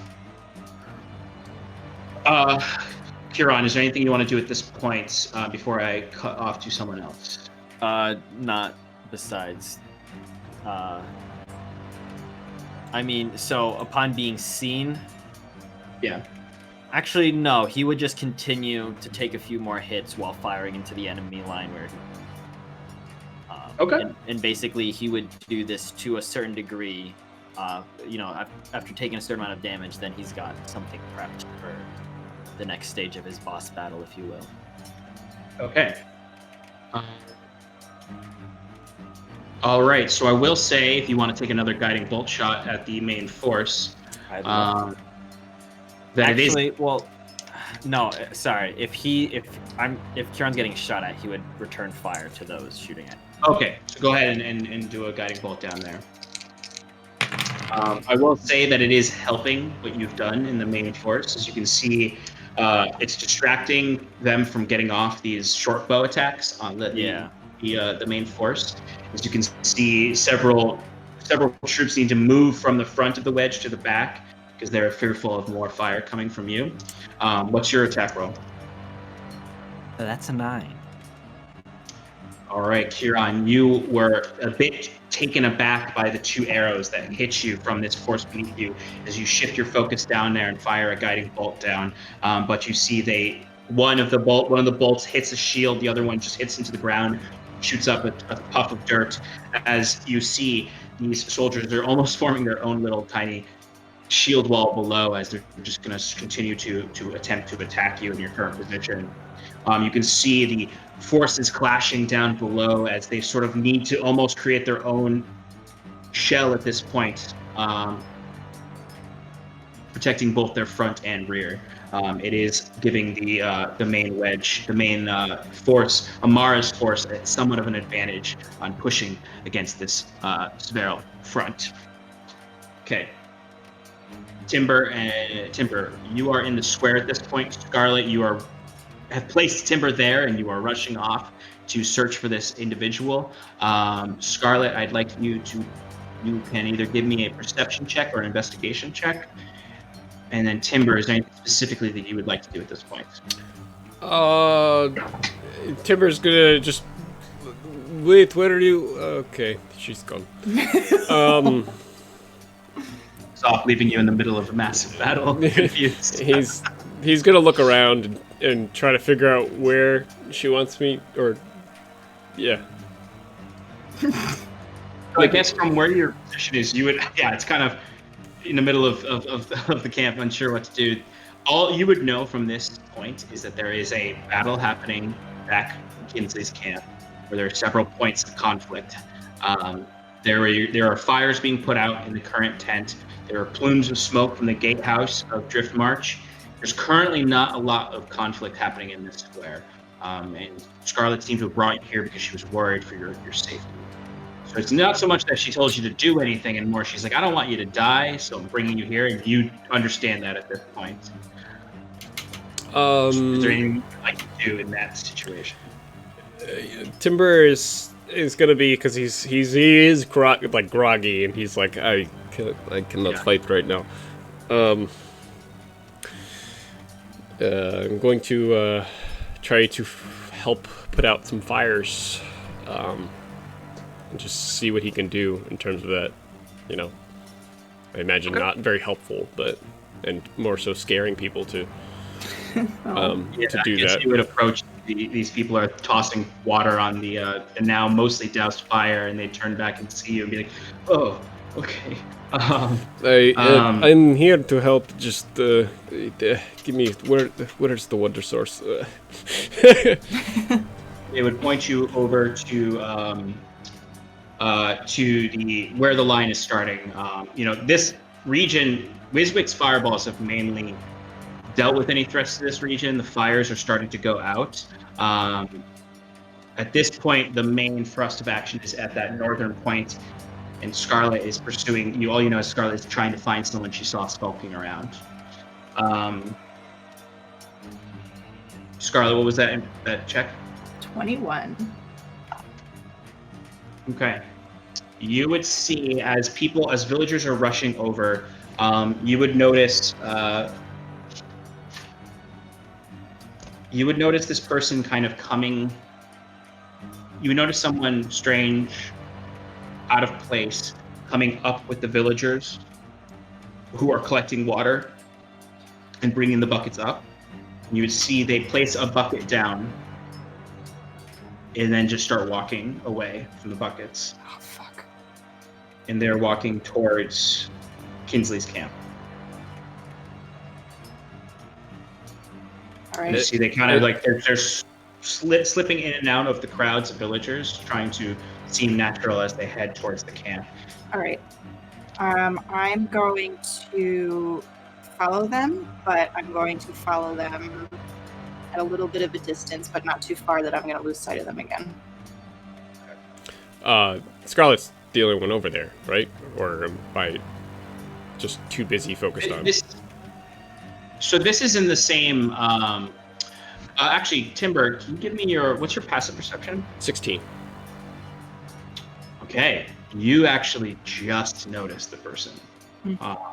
You would just notice them as you see this hooded figure drop a bucket down, and then they're wearing very, unsophisticated clothing. It's not like there's like an assassin armor all over them or anything like that. They just are they're out of place when you see them, especially once you see them put a bucket down and head away from the buckets instead of heading back to the river, kind of moving between crowds that are rushing around, some of these crowds are just manic villagers who are just sort of trying to gather together, and this figure is just moving in and out of them towards Kinsley's camp. You would notice as you see them move, Scarlet wouldn't see you, but you would see Scarlet, and you would see her start to slowly follow them. Timber's gonna try to get a better vantage point and then look at the people that he just said he was gonna help. And hold on 1 minute, I'll go get more water. You see a villager takes the bucket from you, and they just keep moving. They keep working. All right, so you follow Scarlet. Scarlet, you're following this person. Yep. All right, so no need for stealth rolls or anything like that because you've spotted them. You see that they're heading towards Kinsley's camp. You see, you just see them heading towards Kinsley's camp. You're just following them in there. They seem to try to slip in between tents at this point. So I will need you to give me another perception check. Okay. Me as well, or just Scarlet? You don't. If you want to actively look for the person, you can, or if you're just trying to follow Scarlet, you don't have to. Okay, I'm just trying to follow Scarlet. I'm actually trying to catch up to her. Also. Okay. I would say you could definitely do that after this check because your speed is much faster than yours. Scarlet, what'd you get? 16. Okay. You lose track of them as they slip between the two tents. To the left side, they seem to be slipping in between the tents to approach from the rear towards the Kinsley side of Kinsley's camp. So where his tent is. All right, then I want to book it to the general's camp. Before she does that, I want to put my hand on her shoulder. Hey, What are you doing here? I left you down there. You're too close. Whatever. Did you see that man? Yes, that's who I was tracking. Okay, well... What are you doing? Go back. I can't. I'm not good at putting out fires. I'm good at tracking people. You're not well enough. I can track people. You know what? Go ahead to the general's tent. He needs to know that someone's coming. Why don't you do that? He's going to question why I... Never mind. Just go. You're faster. Okay, okay. And I run to the general's tent. Okay, so Timber, you run in and you can see Amar's forces are somewhat pushing the Forces of these Zverals back a little bit. They're succeeding a little bit more I'd say at this point you would see Huron's beams of light shooting down. As you would see, like somewhere beyond the armies, there's a small twilight dark figure with twilight darkness all around them, firing these beams of light down. And the only thing that could possibly come into your mind is, "Oh, you Vanya?" Yeah. But you push past the soldiers and into the main area where Kinsley's tent is. You can see there are some guards in front of his tent, and you can see there is on the far edges of his campsite barricades where you can see archers firing off towards these forces. You can actually see some of Amara's soldiers break off from her unit with actually McClear and his villagers, and they start to provide support to the archers on the left flank. As you enter into this campsite, you approach Kinsley's tent. There are 2 guards in the front of it. What would you like to do? Is Kinsley in there? He's controlling the force walls. He's having a ritual. He cannot be disturbed. They sort of point, and you see the force walls. Okay. Be on guard. I need to go inside to make sure he's okay. Can keep an eye out. Keep a sharp eye out. There's a hooded man and a black hood man. Is that what you said? Yeah. Well, he essentially looks like peasant guard, but with a hood covering his face. He looks like he's wearing a peasant guard with a hood. Just keep an eye out for him. I don't. He looked like he was coming this way. I didn't see where he went after that. I'm going inside. they just sort of look at you like, "What?" And then you just push through them. They're not going to stop you. You're a big wolf man. 2, they are themselves sort of in that tense position of, we're not in the front line, but we're really close to it, and I don't really want to do anything. You push through.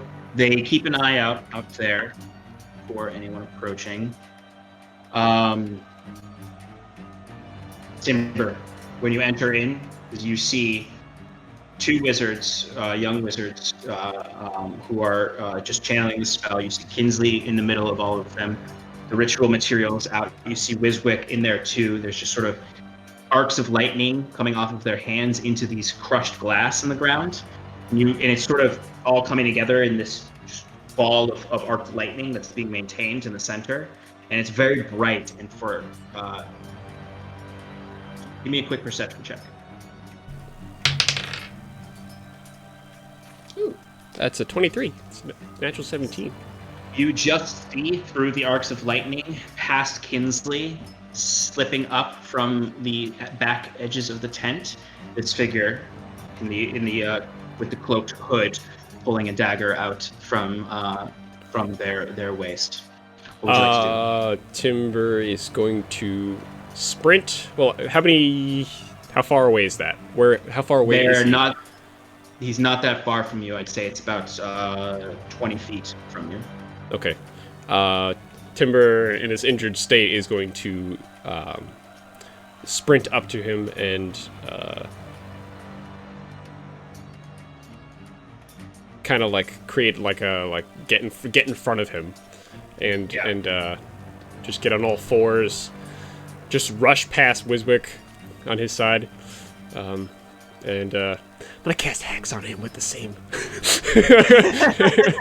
with my bonus action. With your bonus action, okay. So the figure is hexed as you dart forward and get behind Kinsley. Between the figure and Kinsley, you see they immediately start to crawl forward and leap over Kinsley's desk as you see your shadowy hex encapsulate around them, and they go in and they attempt to push past you. Now that they know that they're exposed, you will get an attack of opportunity on them as they attempt to dart around you, and they go right for Kinsley. Okay. Am I very? I'll say after this round, you'll come in. First off, Hex, Constitution. Con, cool. Yeah. Might do. Might. That's a 17. That will just hit. Go ahead and roll damage. Okie dokie. Stunning strike. Yes. Cool. Yes. That's 9 points of slashing damage and 2 necrotic damage. And he's got to roll a Constitution saving throw. You see? Disadvantage. With disadvantage. Okay, they got a 15. That beats it. Okay. So you see you come forward and you see the shadows kind of come to your hand as you bring that claw in and strike right in the spot you think will bring them to the stunned position, and then you see them. And at that point, Timber's also going to yell, Kinsley! Okay. So Kinsley. Well, first he heard you kind of diving in, but that's Kinsley and the sound of the figure cringing. You see he doesn't come out of channeling the spell because he just can't. It will bring everything down all at once. But you just see he does seem to like tense up and he goes, Timba, what is happening? And then at that point the assassin's going to go for an attack on him. I don't get a chance to do anything, do I? No, because you would be alerted at that same point that Kinsley would be alerted. Okay. I just thought because he didn't break concentration, but I might be able to. But yeah. Oh. Oh no. It's a natural 20. Oh no. Ouch. Okay. Okay, well I rolled a 1 on the damage, so that 20 is not as good. All right, so he deals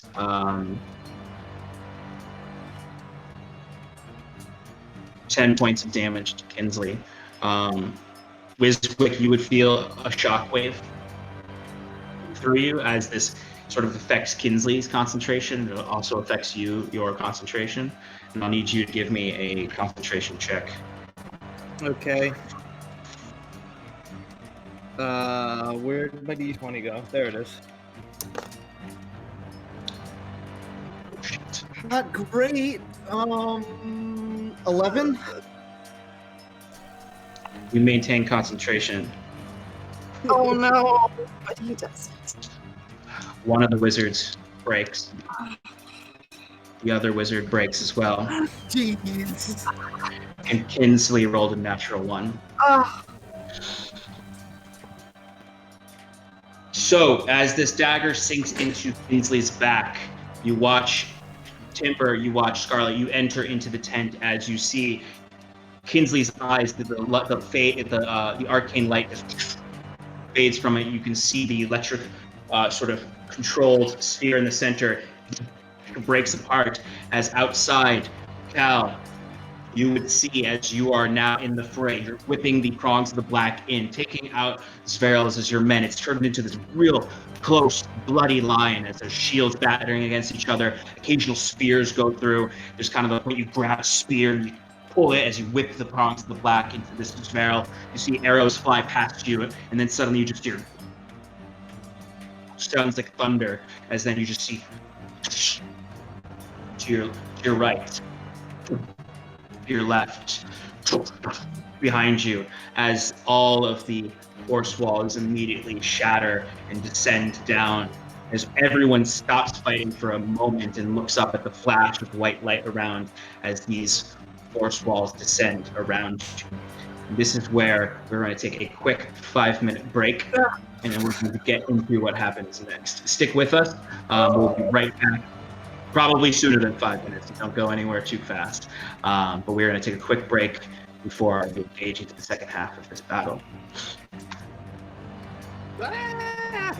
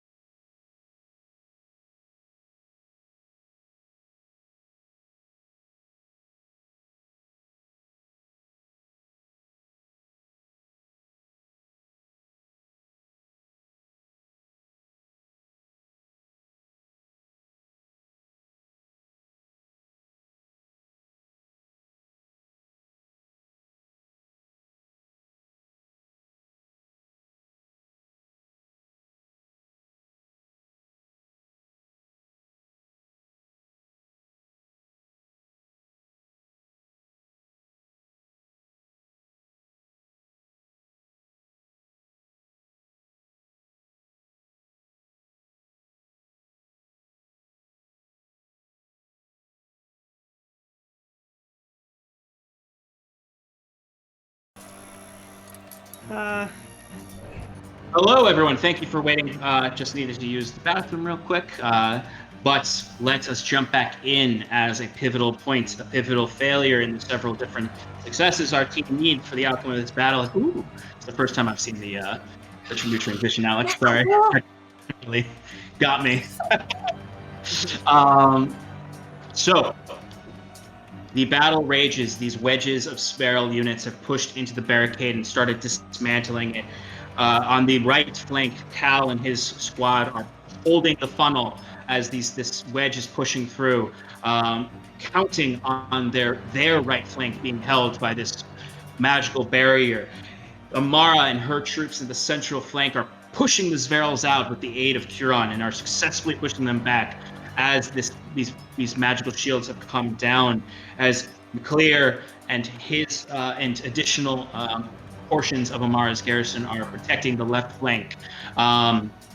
Timber failed to stop this assassin who was trying to attack Kinsley, as he disrupts Kinsley's concentration, and a chain reaction goes through the three wizards, including Wiswick, who are helping maintain the spell, as they all fail except for Wiswick, who maintains the connection. But for a moment, the shields held up with just Wiswick, and for a moment, Wiswick, you felt just like untold magic surging through you as you were just fried by it, and it broke you out of the concentration as well. The spell, far too powerful for you to maintain on your own, as these forced walls that were protecting the vulnerable positions shatter into 1,000 pieces and descend upon the battlefield like snow. Cal, you recognize this. Those cluttered within the tent know what happens, but you don't see it, as we are going to check in with Cal first. All right, so I see the shields come down.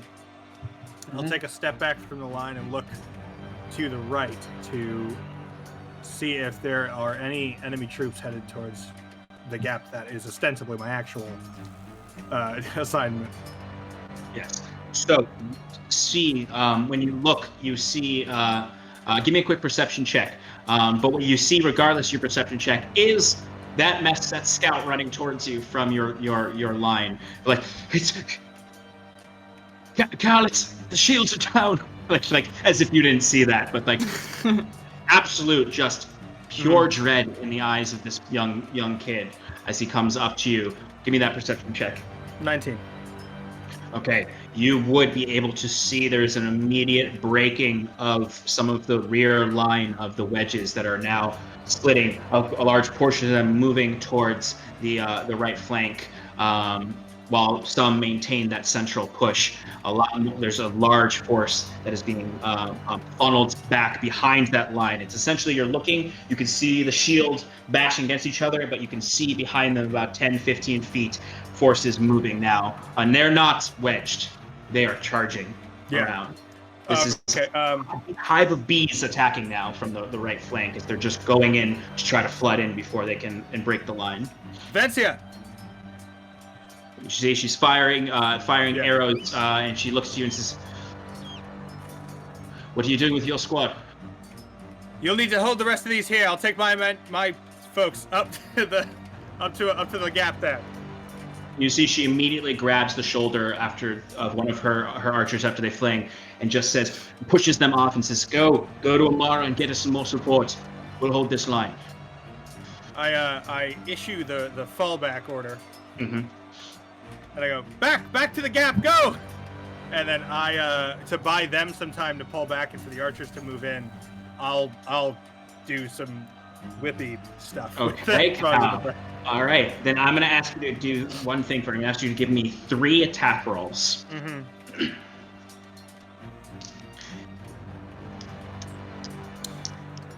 Okay, it is a dirty 20, a 16, and a 21. Okay, so you rush forward, Cal, and fire off some strikes from the prongs of the black. You see your men and your soldiers retreating down the line as some archers fire into the squad of Zverel's unit. You leap forward. There's a few of Vencia's archers who switch to spear and shield and sword, who push in the gap with you, and you strike forward and you take out 3 Zverels as soon as you come up, who try to push past the gap as soon as they see the retreat, and you bring them down, no questions asked. But then you see 2 Zverels fire arrows off at you, and they both miss in the motions of your prongs slashing around. Arrow flies past your head. The second arrow, not even your attention, but is ripped out of the air with the whip of the prongs of the black, and it just disintegrates into just acidy nothingness. Not even my intention. No, yeah, maybe your intention entirely to provide a flurry of acid goo in front of you that's just blocking everything. But there is one Zverel who charges forward at you and digs at you with a spear, charging with all of his force, thrusting at you, and the spear hits you in the gut. Oh, shit. He rolled above a 19, Sean? Yeah. Oh, he rolled a 19. Because the other 2 rolled a 3 and a 2. So it was a quick reminder that I have increased my AC. Yeah, actually, that is good to know because I thought your AC was lower than that. So no, that is a good to note. But he charges forward, and you take 10 points of piercing damage, and I need you to give me a strength saving throw.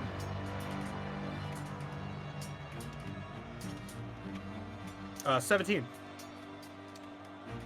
All right, you hold back. Rolled a 10, but get a +7 on strike saving. Okay.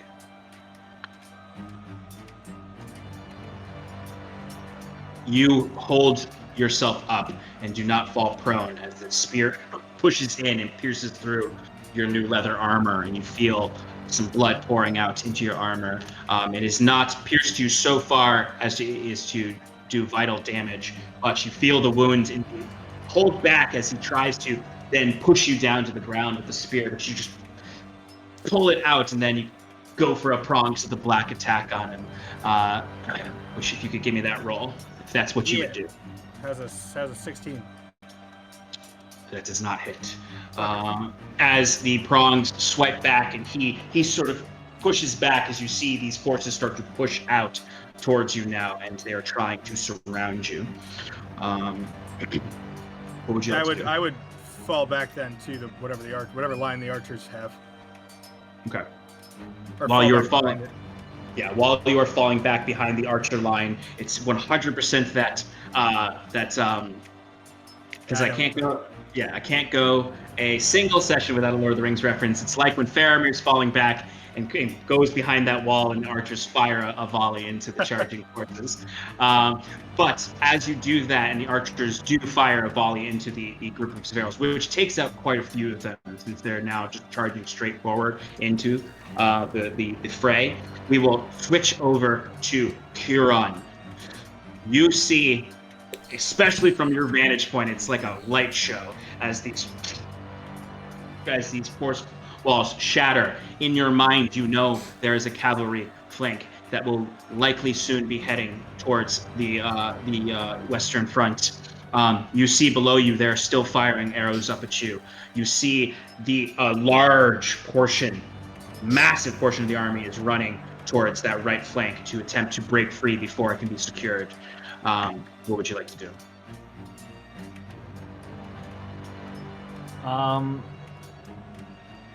From my position, about 90 feet in the air, can I see that western flank that they're going for? Do you mean the actual camp's western front, or are you looking for the actual cavalry that are in the west? I think just looking at the camps to see how well manned it is, because I think I recall it was just a force wall that was there, but is there any kind of barricade? Yeah, give me a perception check. 13. 13. Okay, so you can see that there is a single barricade line there that is just on the front of the civilian camp, but there is a massive gap to its left and right. The left side leads to the main military camp. The right side leads straight into the heart of the camp. That's probably that right side is probably the weakest point, where the cavalry could come in and attack from the rear on the line, or they can go directly into the civilian square and attack from that point. So Curon's going to fire off one final guiding bolt to the line surging towards the camp. That in that area to the right you had mentioned. Yeah. Where they're surging, he's going to fire into that line and then head off to the western front. Okay, go ahead and give me an attack roll. Better. Do I still have advantage? Yes, you do. This is going to turn into Huron standing in front of a charging force of cavalry alone. You read my mind. So that's a 21 to hit. 21 to hit. Okay, so you fire this off, and you can see it hits into a large portion. Go ahead and roll some damage for me. Any chance Jack can get another try at finding him? Yes. Go ahead and give me a perception. Damage. 21 points of damage. All right, so you watch several beams of this divine light fire out into the air and shimmer across towards this front. And you see it takes out a few of these soldiers who just collapse to the ground, and you see a portion of them, like a small contingency, a small squad, look off towards your direction, and you see they split up. Part continues hiving towards them, and the other part start heading towards you, Huron. You are going to, as you start to head towards the western front, there are going to be 2 attacks on you from below. With its advantage, because of how high you are. Jesus. I got a nat 20, by the way. Oh, nice. Okay, so every time I freaking roll for these archers, they get 2 high rolls and they're disadvantaged. It's a 19 and a 17, so that's a 19 to hit. Definitely. So the first one will hit you for 2 points of piercing, or 4 points of piercing damage. Second one is a... Yeah, where did that sequel come from? Yes! It's Ilyvania. The second one misses. But an arrow, as you start to be carried off by the shadows towards the western front, an arrow hits you right in the back between your scale mail armor, and then another one flies past your head into the distance. But you are able to continue moving on. Okay, Wiswick, you do see Kieran through Jet. You can kind of identify with Jet that, or Jet tells you mentally that Kieran is there beyond the front lines and is seemingly moving to the western front of the battle. If I command Jet to get to Huron as fast as possible, do you think he could catch up to him? You would, but you would lose connection with Jet. It'd be too far away. Damn it. Okay. Well, no, actually, no. You're in the general's tent right now, so no. Yeah, he could catch up with Kieran. Okay. So I'm gonna command him to do that, and I look to Timber, and I say, Protect the general! I have to help Huron. and Oh. Timber just looks at you like frantic, like I'm still killing this guy. Yeah, I would say that. Yes. So you see Wiswick. This all kind of happens at once. Wiswick sees what happens outside. He comes out of it. Wiswick, what you would see is Timber attempting to attack this assassin who has a dagger in the general's back. As you say, protect the general and go about your business. Timber and Scarlet, you would still be engaged with this assassin at this point. So just to be clear, I'm taking my turn to prepare a cast of haste on Kieran when I get I see. to transfer it over. If I have to run in order to stay within range, I can head towards the west. Yeah, I'd say you would probably want to just to maintain that connection because eventually Kieran would still be out of. Because haste is how long does haste last? Let me get that for you. Because you need to maintain like Concentration visual? up to 1 minute. Okay. All right, but it is touch, right? Not a touch spell. Oh, it's not a touch spell. No, it's not a touch spell. So Jet wouldn't be able to cast it. Then I guess that's my bad. All right, well, change of plans. We're gonna go with a solid suggestion on this jerk who tried to stab the general. Okay, well, I magically summon a cloud of magical dust that I shoot out into the opponent's face, making him attempt a intelligence saving throw in order to resist this. And I'm going to suggest that he kindly lay down his arm. that is a 9, so he fails. As you all kind of engaged around this assassin figure you see, they just sort of like stiffen up, stand up straight from their like attack position. They just open their hands and drop the daggers from their hands. And they're just staring off into the distance, just sort of like. Can I step forward and pull him away from the general? Yes, you can definitely grapple them. Yep. You grab onto this assassin's arms and pull them away. They are essentially, you've taken them away. What would you like to do with them? If you grab them, they can't reach down and grab their weapons. Yeah. I want to pull them back, and I want to tie their hands behind them. Okay. Feet too, I think, and just like drag them as far back to the tent as still in the tent, but as far away from the general as possible. Okay. Yeah, and I would say Timber, if you want, you can help her with this, just to ensure that it. Timber's going to. Or you can do something else.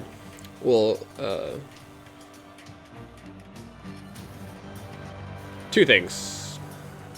Yes. As Scarlet is, or like this guy drops it, Scarlet is drags him away.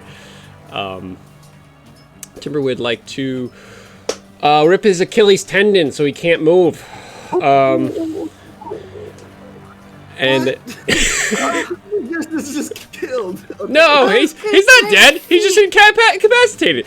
And Already incapacitated. Because the way suggestion works is once they complete their task, they're back to normal. So he could have, if you didn't do anything with him, he could have just picked his weapons back up. So, Timber, I would ask you to give me a. I don't even know what I'd say. I'm gonna say you do it. Okay. Because he's trained. There's no you know what's up. You know where it is. You stop Scarlet as she's pulling him away, and as she's tying his arms, you go up and you grab and you just drag your claws across their heel where their Achilles tendon is. As you hear, and the hood drops down, and you can see this. It's not a human. It's not a sparrow. It's a in the snow leopard variety tabaxi. Who just grits at his teeth, and you can see he's got this beautiful snow leopard fur that are now, but now he's biting into his own lip, blood coming down as you slash through his tendons. Scarlet, as you pull him away from the general, who now is sort of like recovering from the breaking of the shields. We need to secure the Western Front. It's vulnerable. He looks to you each and sees. can you recast the spell? No. No. It would take too much time. If you can go and cover the Western Front, perhaps I can, but that is our immediate need. We need someone there to the west. Where is Cal? Where is Curon? Timber looks to Scarlet and Wiswick. Huron is above. He's heading to the west. Cal is up north defending.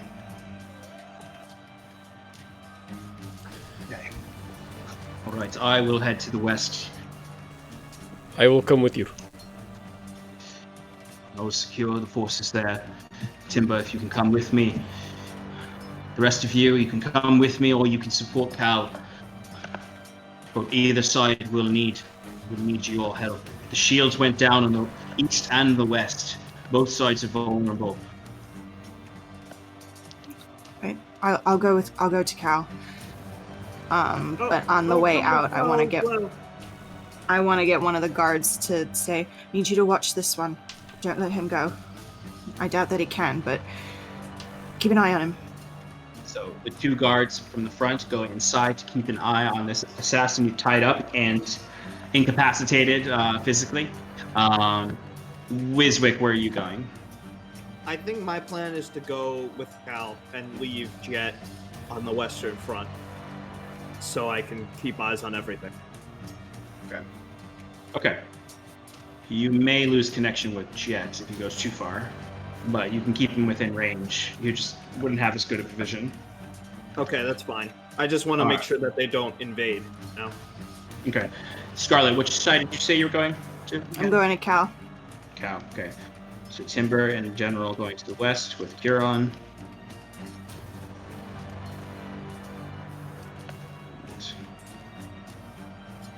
Okay, so at this point, because we've somewhat split up in a more even way, I'm going to ask everyone to give me initiative count. All right. I still have Vigil's Blessing. Yes, you do. I've never really used it. Ooh, nice. Eee. I got a nat 1. Woo! Well done. It's a strategic move.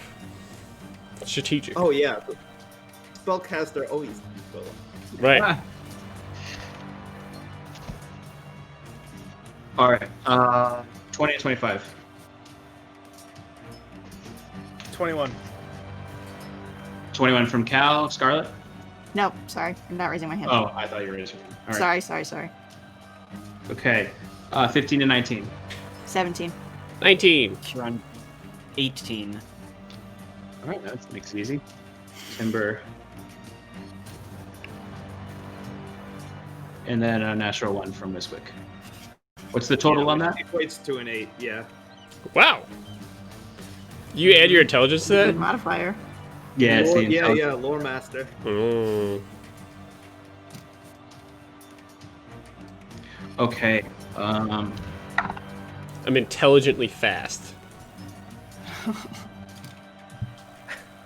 Run smarter, not harder. Yeah. I Right. can just move faster than everyone else. I could predict what's gonna happen. I guess that's the concept for it. The spell singer subclass fighter gets to do it too. All right. Spell singer? Okay. So No, never mind. Is it? No, I was just. it doesn't matter. Doesn't Yeah, matter. it doesn't matter. Blade singer. It's blade singer. But anyway. All right. So then we're going to check in with Cal first. And then it is going to be Timber, which, I mean, for now it's going to be Timber. You'll be moving with the General. Scarlet and Wiswick, you'll be moving towards Cal. And then Curon, you are ahead of everyone going towards that western front. Cal, right now, you are with the archer line. Your soldiers have gone over to shore up the other side. What would you like to do at this point? You see that some of the archers are drawing their weapons. You see a small contingency from Amara is heading in your direction. I'm to gonna support sprint to my troops. Okay. All right, so you can easily do that. You get to your troop line, and it is chaos. As there are some of Vency's archers are still in that area supporting them. Not all of them, just a handful.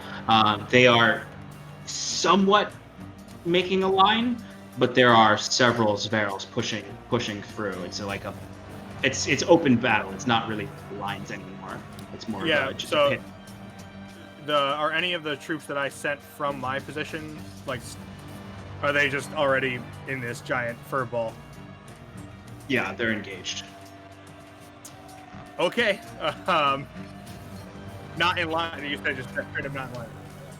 They are. I would say they're as much of a line as they could be. I'd say it's sort of like Sverals have pierced through, so there's now kind of a double line happening. For where the line is starting to be overwhelmed and overcome. Okay. Sverals are spilling through and hiving out like bees and attacking archers, and some of them are running past and trying to get deeper into the camp. Got it. So, I mean, any that run near me, I'm going to attack. But I guess my goal then would be to, starting from when I get there, just start killing barrels that are engaged with my troop and forming each one on me. That, like, if I'm able to alleviate that. Get, like, we need a line here that we can delete. Yep. All right. So then what I'll ask you to do for your turn is to give me your 2 attacks, and then give me a persuasion check. 26 for the attack. And then Okay. 12. Okay. What was the first attack? Sorry. There's an 18 and a 20. Okay. All right. So yeah, you enter in, and I'd say with those 2 successful attacks, I'll give you advantage on the persuasion attempt. Yeah, thank you. Okay, there we go. All right, so you see the organized chaos that is your line starting to break apart, and you come in and you just immediately bring down all the Zverals in your path as you just start to slowly bring your soldiers to you. And I'd say that you're starting to make, with those rolls, you're starting to bring them to you, clear out straggling Zverals. Some have gotten through and are beyond your line, but that will have to be dealt with by the soldiers intermittently dispersed throughout the camps. But you cut off the Zveral infiltrations so that they are not pushing through anymore. There are still some beyond your line, but they're engaged with you and your soldiers, and you have reformed your line in this area and gained a somewhat of control of the space. But there are more Zverals coming with every second. It's soon it will no longer just be squad on squad, and it will be many more Zverals overwhelming you. Yeah. Okay. Yeah. So All right. I'm gonna. So, I would just yeah. keep shouting like, to me, rally on me, like, trying to get more and more of whoever is around to listen to form up in a line. Yeah. Absolutely. I would say this point in the initiative order, everyone would hear a horn blaring from the gatehouse. Huron, as you are approaching the western side of the battlefield, you would start to see creeping out of the western woods is that cavalry force now that are pushing forward towards the western front. Timber, you are heading towards the western front with the general. I'd say from the general's camp, it would not take you too much to get there. I'd say you are running with the general. You actually get a bit of a head start on him because of your speed. You would hear that horn blaring from the fortress. Just a loud war horn blare. Nothing happens at the fortress. The gate doesn't open. There's no archers that resume their positions. But you hear that as you then turn into the civilian camp on the western front, and you can see soldiers are rushing from the southern camp, trying to head in to shore up these breaches in the wall. Is there anything specifically you'd like to do, or are you waiting for this barrels to approach? I would be waiting for them to approach. I would like to hold an action, and as a bonus action, I'm going to drink a potion of healing. And that's my turn. Okay. Okay, so Cal, your forces are doing a pretty damn good job, actually, with your words of encouragement, with that 23 persuasion rule. Reforming the line is working quite well. The Zverls, on the other hand, have entered into a frenzied state where they aren't really, even though it works when they've breached a line, but it doesn't work so great when they're as an actual line holding them off. And your soldiers are starting to get an advantage on those that are there, but there are more Zverls coming. You do notice behind you that Amara's forces have reinforced the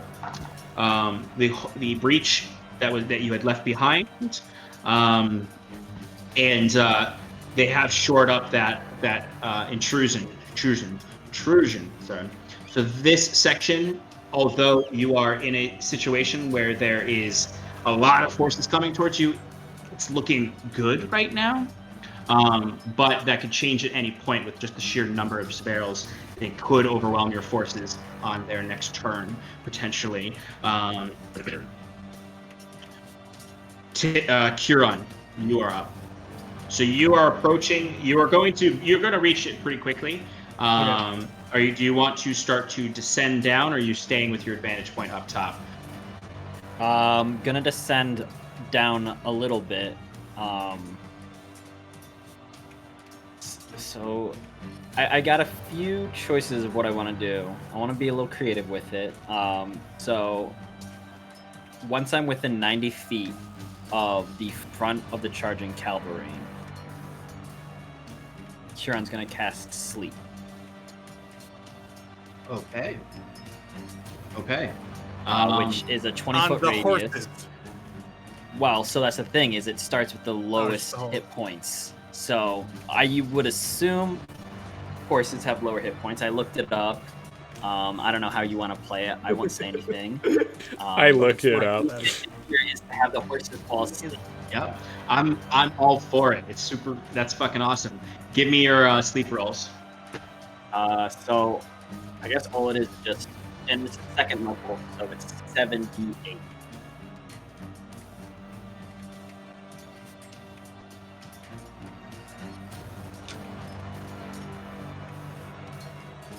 Five, 7, so 9, 12, 17, 24.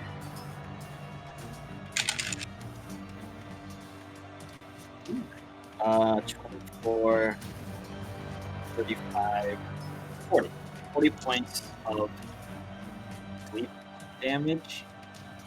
Okay. So you would see, kind of as you're slowly descending, approaching it, you can see some soldiers trying to form a line down there. It's a smaller force than that's at the front up above. And as you cast this spell, you can see little starlight sort of descends down, like little, like sand, like little glittering sand descends all around the 20-foot cube as you see three. Sorry, it's 40-foot cube. It's 20-foot radius. Oh, okay, I see. As you see in these cavalry start to charge, and they're doing an active charge at this point. As you see, 3 of the front line horses all immediately sort of just sort of slow down as you see the line around trying to maneuver around, and you see a few horses kind of trip and fall and tumble over as these 3 just sort of slow down, stopping, and then fall asleep as it disrupts the line, splits it. Several of the cavalrymen, their horses tumble or stop entirely at this, as you have slowed down and incapacitated some of the cavalry charge and lessened its charge forward, which is good. As you start to you're descending, but still above at 60 feet, you said? Yes. Okay. All right. So that will lead us to, I'll say, Scarlet and Wiswick, as you are heading towards the eastern front with where Cal is. All right. Is it going to take our full turn to get up there? I will say no. I'll say it take your full turn to get up to Cal, where Cal is. Okay. Movement and action, which you have a bonus action when you get there. So I if you wanna want to use go my bonus directly to action Cal, to dash. you go. Okay, well, Scarlet, you'll have an action then, yeah. Yeah. Well, So would it be possible for me to just cast haste, Scarlet?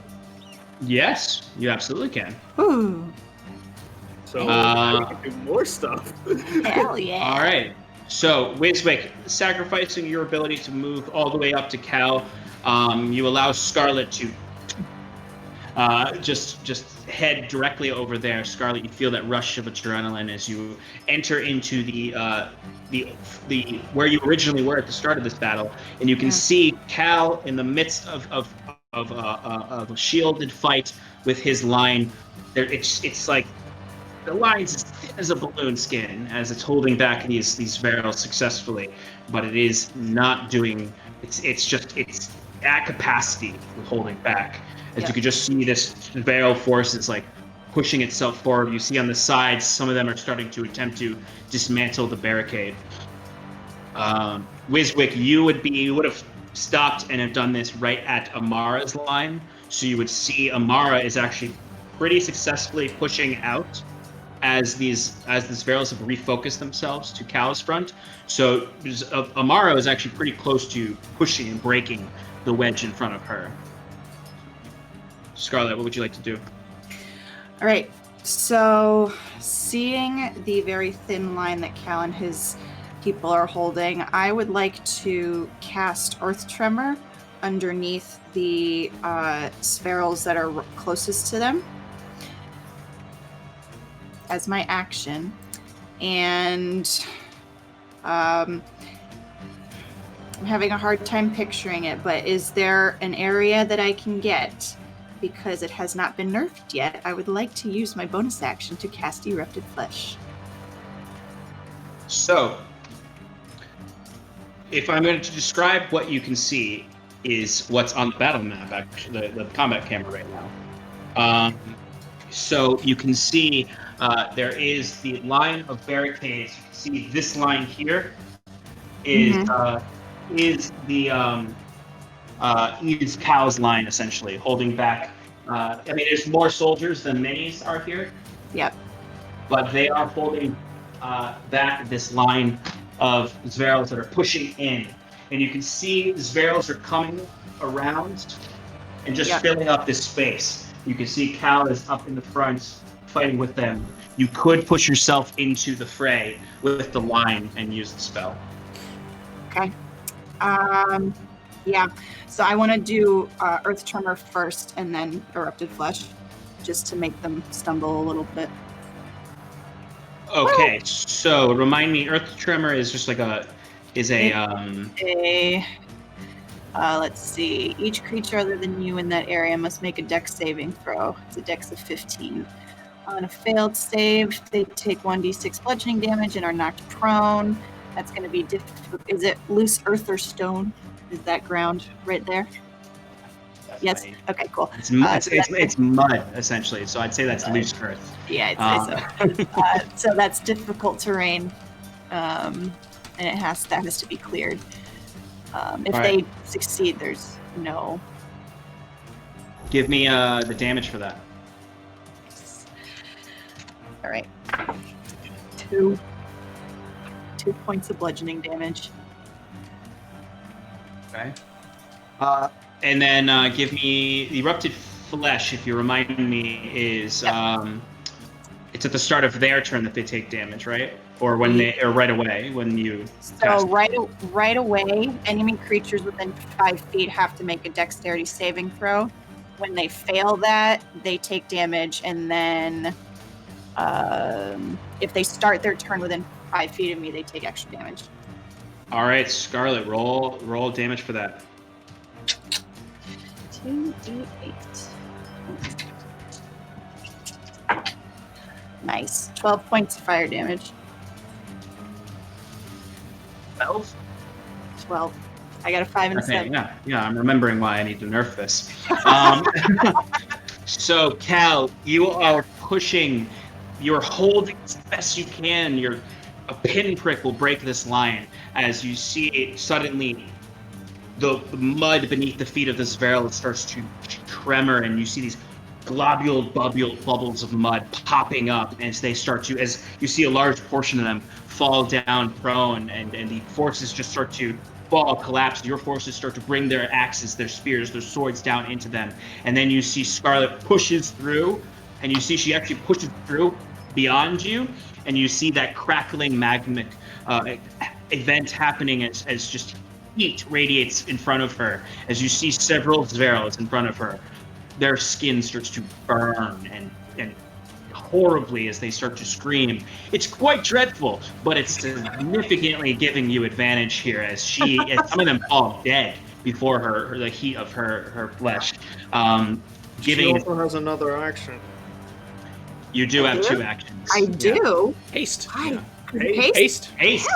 Yeah. So Scarlet, you step forward with your blades out, heat pouring out. These Zverils holding their arms up, just absolutely being decimated by you in this way, but also by Cal's forces who are taking this advantage and just bringing their weapons down into them. Is there anything would you like to do with your second action? Yeah, I would like to huck my dagger of return at the closest one. All right, go ahead and give me an attack roll. Natural 20. I kid you not. I can prove it if you want me to. No, you don't need to prove it to me. Okay. Scarlet, you come forward, you come blazing out, the heat sort of rippling the air around you. You fling a dagger out, and it just knocks this barrel down. They immediately fall to the ground. The dagger returns into your hand, and I'll say you even get a nice little second swing of it at one next to you. As the Zverils... Oh, that's cocked.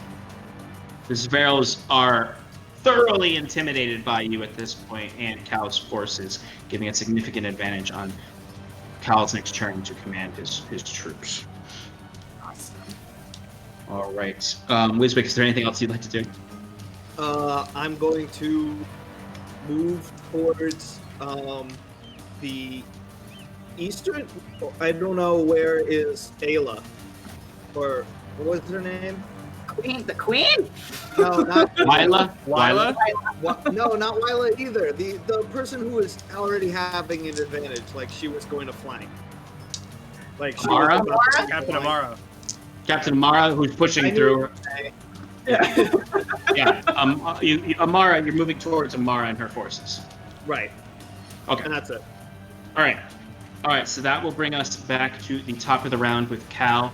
You've seen this moment of advantage when Scarlet approaches and uses erupted flesh in exactly the way that it probably needs to be nerfed for. What would you like to do with your forces and yourself? Push forward! Cover her! Because now she's just out there alone in the middle of a pile of enemies. She is definitely exposed. All right. Yeah. Goal would be come up, get the shields around her. Yep. And But Scarlet. still in line, just up. Yeah. So Scarlet, after you took out a Zveral and took out another one, there's a bit of a gap between you and the rest of the soldiers. You see Cal's unit pushes forward and comes around you, bringing their shields forward. And they are confident. They are inspired, if you will. And Cal, you step up next to Scarlet and look out at the Zverals ahead of you, trying their best to reform their own line, but they are in scrambles at this point. Is there anything else you'd like to do, Cal? I'm gonna make sure Scarlet's behind the line. Probably toss her a "Good Lord, woman, what's wrong with you?" and then just keep covering the push, keep pushing with the troops. Can I do something for flavor right there? Yes, you can.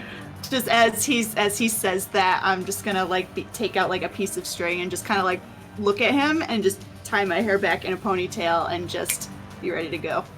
All right. I'll roll two attacks just to do some damage to the front line. Yeah, totally. Go for it. Wow, it's like a 25 and a 23. Oh, right. You guys are pushing these Zverals back. Okay, so that brings us to the Western Front. At this point, the line has been disrupted of the cavalry charge, giving them time to form somewhat of a line and try to do whatever they can to protect against this cavalry charge as they are moving. It takes them, their full turn to sort of reconstitute their force, but they are on their next turn going to charge the line and hit into the camp and engage the cavalry unit. Timber, you at this point can see that there is a charging force of cavalry heading your direction. You can see the general has caught up with you and it's starting to bark commands at the soldiers all around. You can see there's a few of them that are trying to get on horseback themselves, but most of them are grabbing spears and trying to form the best line they can to prevent this cavalry attack from dealing too much damage or breaking too deep into the camps. You notice there are not as many soldiers on this side as there were that you saw engaged in the front line. Is there anything you'd like to do at this point? I know it's kind of just the precipice before something happens. Yes, I just want to stand behind one of the men with shields, and I will hold my action until the force of people. I want multiple people within my range, and then once that happens, I'd like to do something. What action are you holding, or do you want to? Secret. You want to keep it a secret?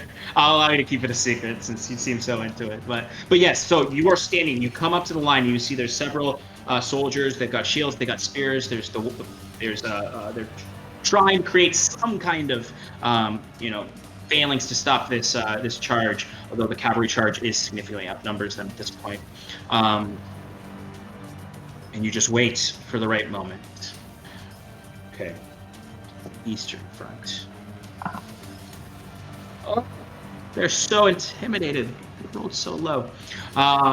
So with you being able to, with Scarlet's outstanding aid in here, push them forward, you notice, kind of looking off, kind of scanning the horizon, Amara has pushed through the Zverals that have attacked the central portion of the barricade, and her soldiers now are trying to curve and clean up the barricade and rejoin with yours to unify.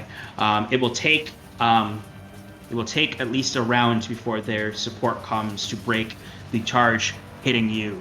The Zverals attacking you, though, are significantly dismayed. They are attacking as best they can. I would say Scarlet and Cal both need to give me dex saving throws with advantage.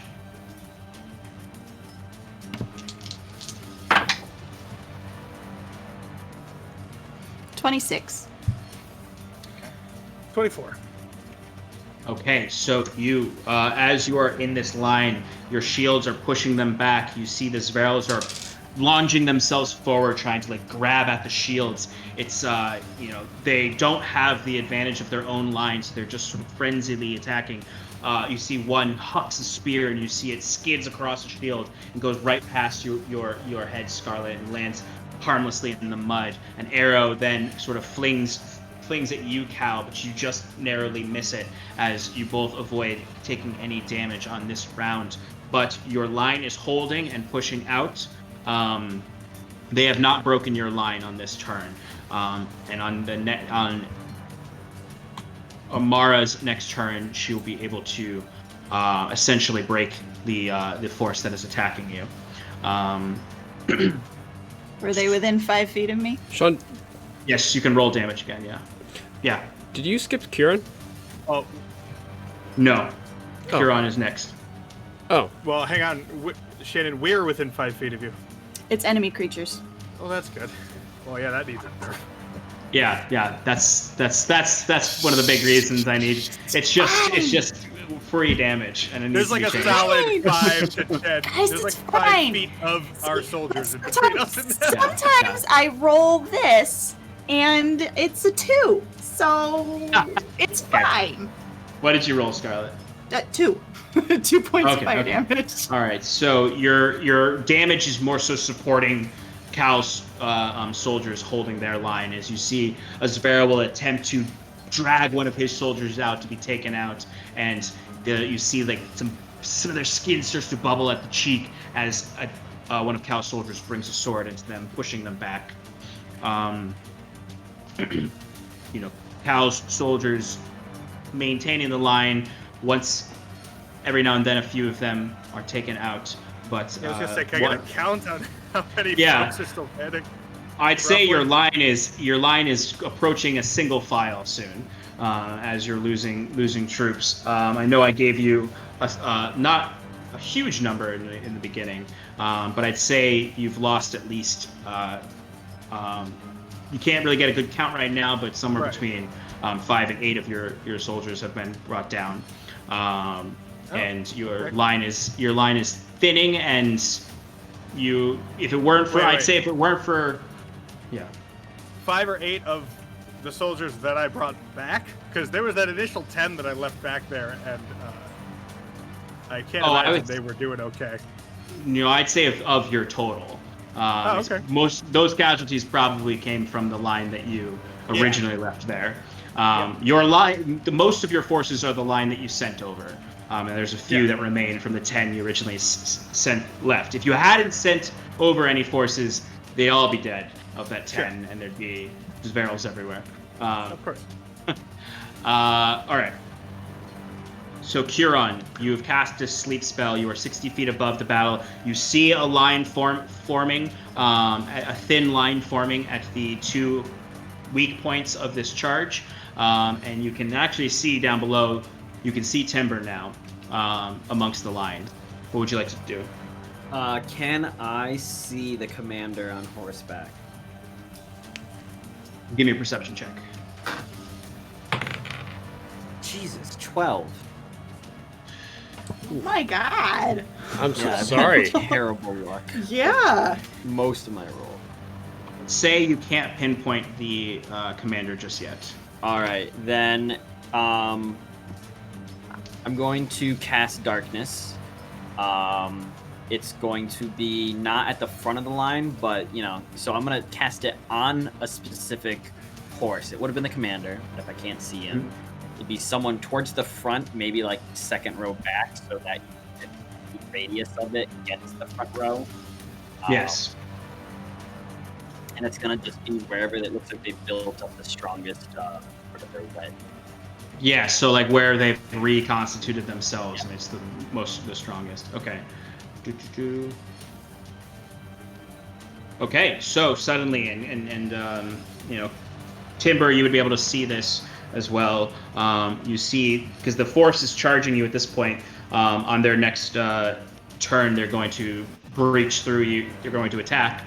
You see just this billowing darkness that you recognize is the spell darkness, though it is slightly varied from what yours looks like, as it just fills this 15-foot radius around this one horse, and you see several oh man you see several horses then just sort of tumble forward and they lunge their riders forward as Curon has disrupted another portion of this charge, significantly lowering their charging attack on their abilities as they charge towards the line that you are protecting, Timber. Okay. Anything else, Curon? No. Bonus action to make the brave. Yes. And I'd probably stay above them. So yeah. So Cool. All right, Scarlet, you are up. Okay. So there's the line in front of us. How close are the sparrows on the other side? So for you, since you're behind the line, they are 10 feet away from you. Okay. If I was gonna try and throw my dagger at them, would I have disadvantage because I have cover? No. No? Okay. No, they have disadvantage on attacks against you. Got it. Okay. So I would like to do that. I would throw the dagger of return at whoever's closest first. Nah. 13. That will not hit. So the dagger flings out into the crowd, and before it can find purchase, it returns to your hand. All right. Pissed that didn't work. Can I use 10 feet of my movement to shove through to try and just do it myself with my offhand? Yes, you can. You have a second action, FYI. Thank you. Okay, I'm gonna do that first. How long does that last? A minute? Yep. 10 rounds. Damn. Or until I lose I like concentration. it. Okay, how about a Well, it 19? does +2 to AC, but it hasn't. That Okay. will hit. And sneak attack? Of course. Ah! Getting thoroughly engaged. All right, that's 2 plus 4 is 6 plus 11. So that is 17 points of piercing damage. Okay. And then I would like to do my offhand. Okay. That is an 18. Okay. That will hit as well. Okay. And that is 1 point of piercing damage. And then I want to use movement to back up. Yeah. All right. So I'll say that what happens is you charge forward, you push through the line, and you bring your dagger down and slash into the side of a Zverel troop who had just charged forward. You kind of like dodge their axe swing and then bring the dagger into their throat and pull it out. They fall. Another one approaches you, and you give kind of like a defensive flourish out with the dagger to try to dissuade them as you slip back into the shield wall. Wiswick, Hello. you are up now. You can see in front of you Amara's forces have pierced through. There is a significant portion that are curving to go along the barricade to try to break the other wedges of Zverels attacking. Another force are just maintaining and taking out other Zverels that are fleeing from this main force here in the front. I believe I'd ignore the fleeing Zverels, Mhm. and I would focus more on catching up with the flank or the group that is pushing into another one of the wedges. And as soon as I get within a 60-foot range, I would like to cast Shatter on some of those jerks. Go. That is a saving throw, right? It's a saving throw. I'm gonna go with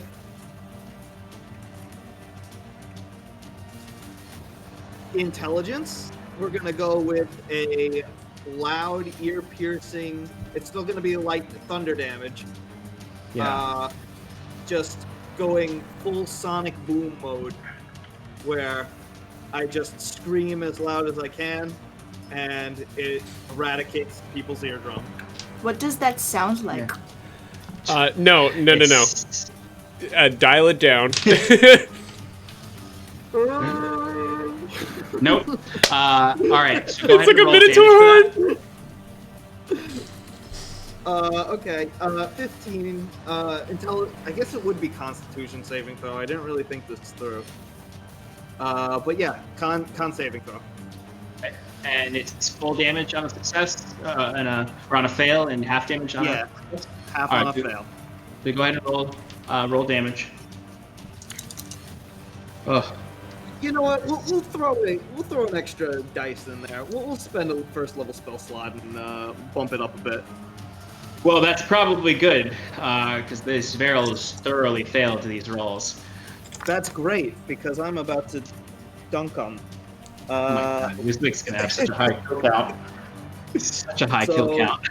11 plus 9 is 20. 20 damage. Yeah. Essentially, Amara's troops start to push forward to attempt to take this company of squad of Zverils, and you just shriek out into the air and concentrate it onto this group, and you just see these Zverils. They're just grabbing at their heads and screaming themselves as you see blood coming out of their ears. Several of them fall, collapse to the ground, trembling, as the remainder their will and spirit is crushed by this. As some of them drop their weapons and put their hands up, but this squad is obliterated. Either a good chunk of them have died, and most of the rest of them are surrendering or doing their death attacks at this point, lunging forward as Amara pushes through and is going to be able to secure Cal's position much more efficiently with this. SAP, what's going on? Okay. All right. Cal, at this point, you can see that the forces are breaking in this area. You can see Amara's troops coming forward. You can see the Zverils in front of you losing spirit, some of them running, some of them backing away slowly. This front, as far as you can tell at this point, is won. What would you like to do? I'll issue a hold order. Okay. We're not cavalry. We're not light infantry. We're not going to pursue them out there. Okay. Into darkness. All right. So you hold your line as these Zverils begin to retreat. Some of them are met by Amara's line, but for the most part, they flee entirely.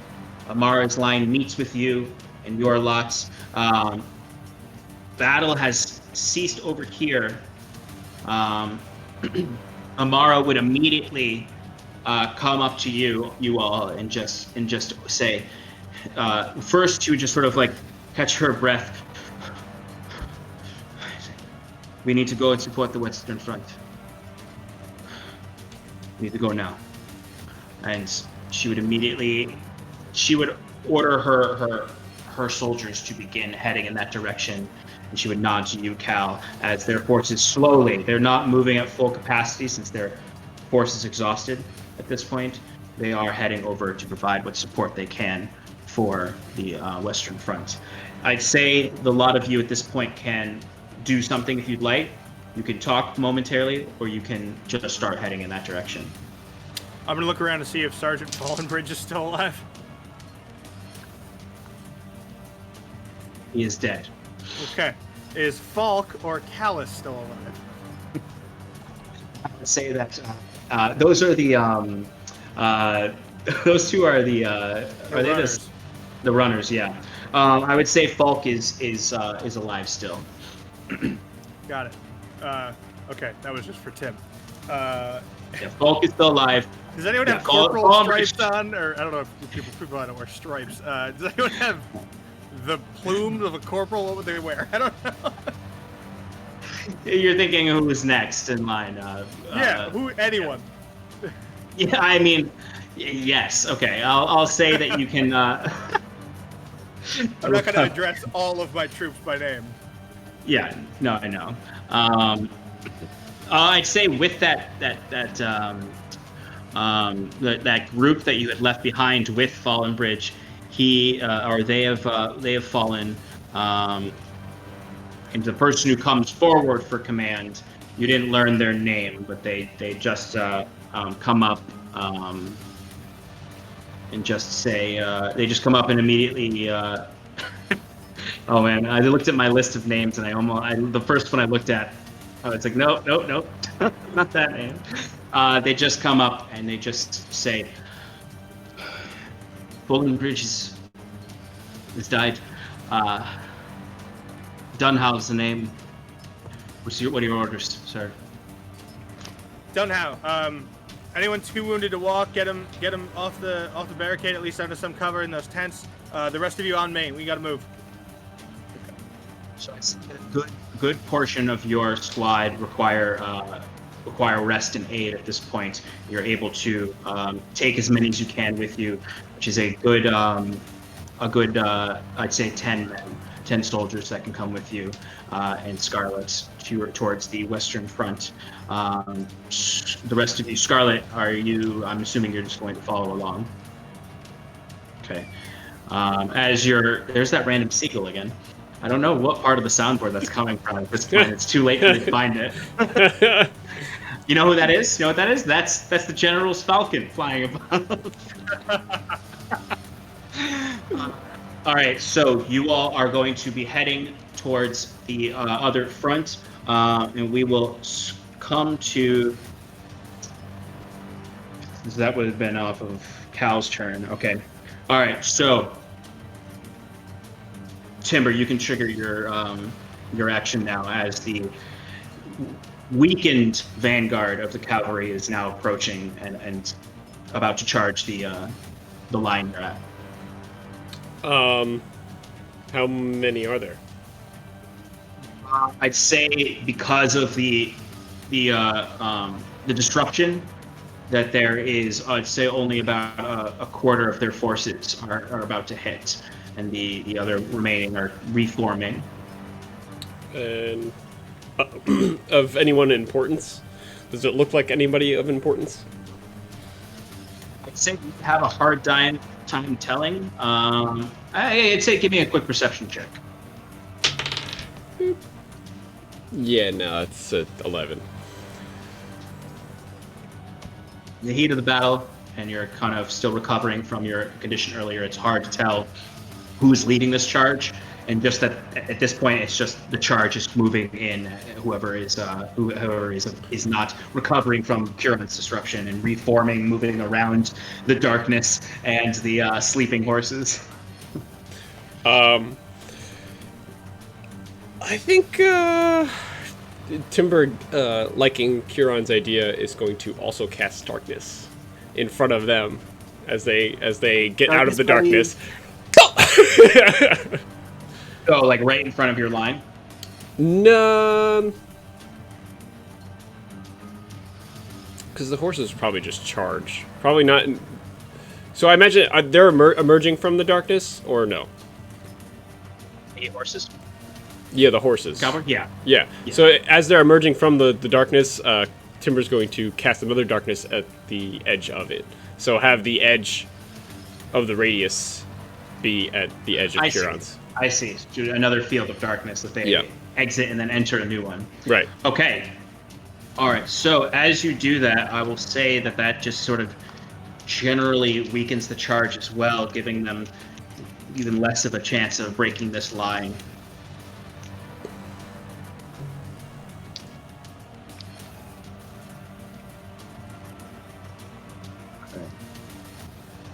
Oh, all right. So you see, you're kind of waiting in the line. You see the soldiers around you tensely gripping their spears.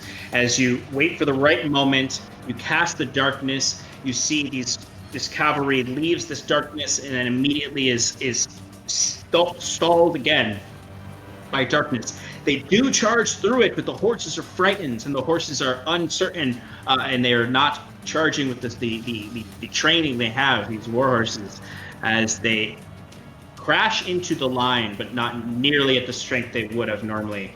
and the spears are pushing into them and pushing them back. Horses are veering off. They do not break the line because of this, giving you time for your friends to get to you, but also for the line to push some of these horses back and halt the charge again. Is there anything else? Or Timber, it's your turn now. I'm going to hold another action. Okay. What's the trigger? Can I? Probably not.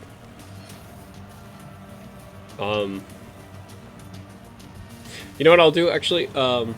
So actually on my turn, having them be just this first wave be disrupted, I'm actually going to drop the darkness immediately, surprisingly. And I'm going to hold another action as another wave or the emergence from the Curon's darkness. I would say with that consistency there, like you're significantly disrupting this cavalry charge.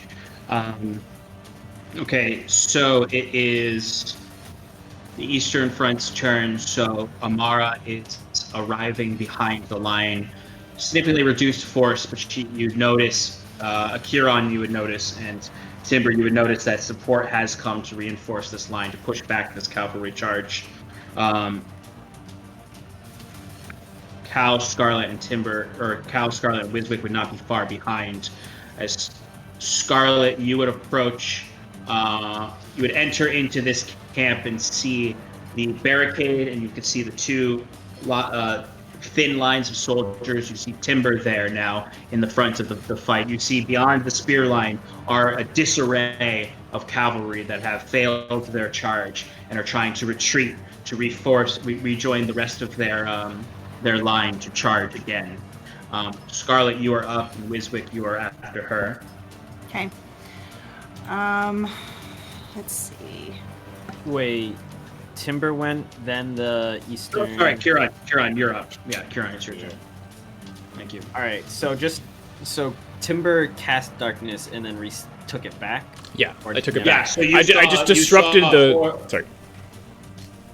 Yeah, you saw a bloom of darkness in front of yours that disrupted the charge further, and then it disappeared as soon as the cavalry were disarrayed by it. Okay. And you can see these cavalry they have no momentum. They can't make this charge. They're now sort of, some of the horses are collapsing, some are getting pierced by the spears, the rest are retreating back to rejoin the other 3/4 of the charge. So kind of descending and moving closer to the group of the cavalry. Can I spot that commander? Yeah, I'd say give me a perception check with advantage. Thanks. Jesus. 17. Oh, okay. I thought you were about to say 11 again. Oh, God. Double nat ones. Yeah, you spot them. They seem to have been kind of, you didn't get their horse, but they were disrupted by the sleeping horses. And you can see now they are leading a secondary charge towards the second line that's just beyond. So if you're looking at the main camp, there's the citizen camp that they're defending. There's barricades and there's 2 gaps with thin lines. That leader is bringing a force charging the left line, while your friends are approaching the right line. Okay. All right. If it ain't broke, why not do it? We're gonna cast Sleep again, centering on his force. Okay. All right. And so go ahead and roll the sleep amount. They're too far for Timber to see, right? Correct. Okay. All right. Timber, you would be able to see, but not discern. You can see that the force is starting to split. There's a reforming line of cavalry that are going to charge your position again, and there's a force that is charging the second position. 29. Okay. All right, so you would see in Kieran. I like this vision of Kieran like above the battlefield, almost like he's the person playing the RTS game. Yep. As you cast this spell, you see the starry sand descending as you're peered on that individual. As you just see the horse collapses asleep, and he is launched from its back forward. As a second horse beside him does the same thing. The charge is once again slightly disrupted as they continue charging. Some of them slow down and look back to see their commander having fallen off his horse, as it just significantly slows the entire charge as a whole, as this person has tumbled and fallen forward to the ground. Ooh, wow. Took some damage. They rolled 2 nat 1s on that deck save. All right. And then I don't know if I have any movement, but so Kieran's going to be heading. Heading down. Yes. So you're heading back down towards the line. Sorry, you're cutting out a little. I can't hear you. Kieran's heading down towards. Still cutting out. Which left or right? Going to the commander that just got thrown. Oh, you're heading towards the commander. Yes. All right, excellent. Awesome. I dig that. Among Okay. charging forces, Kieran's descending. Yep.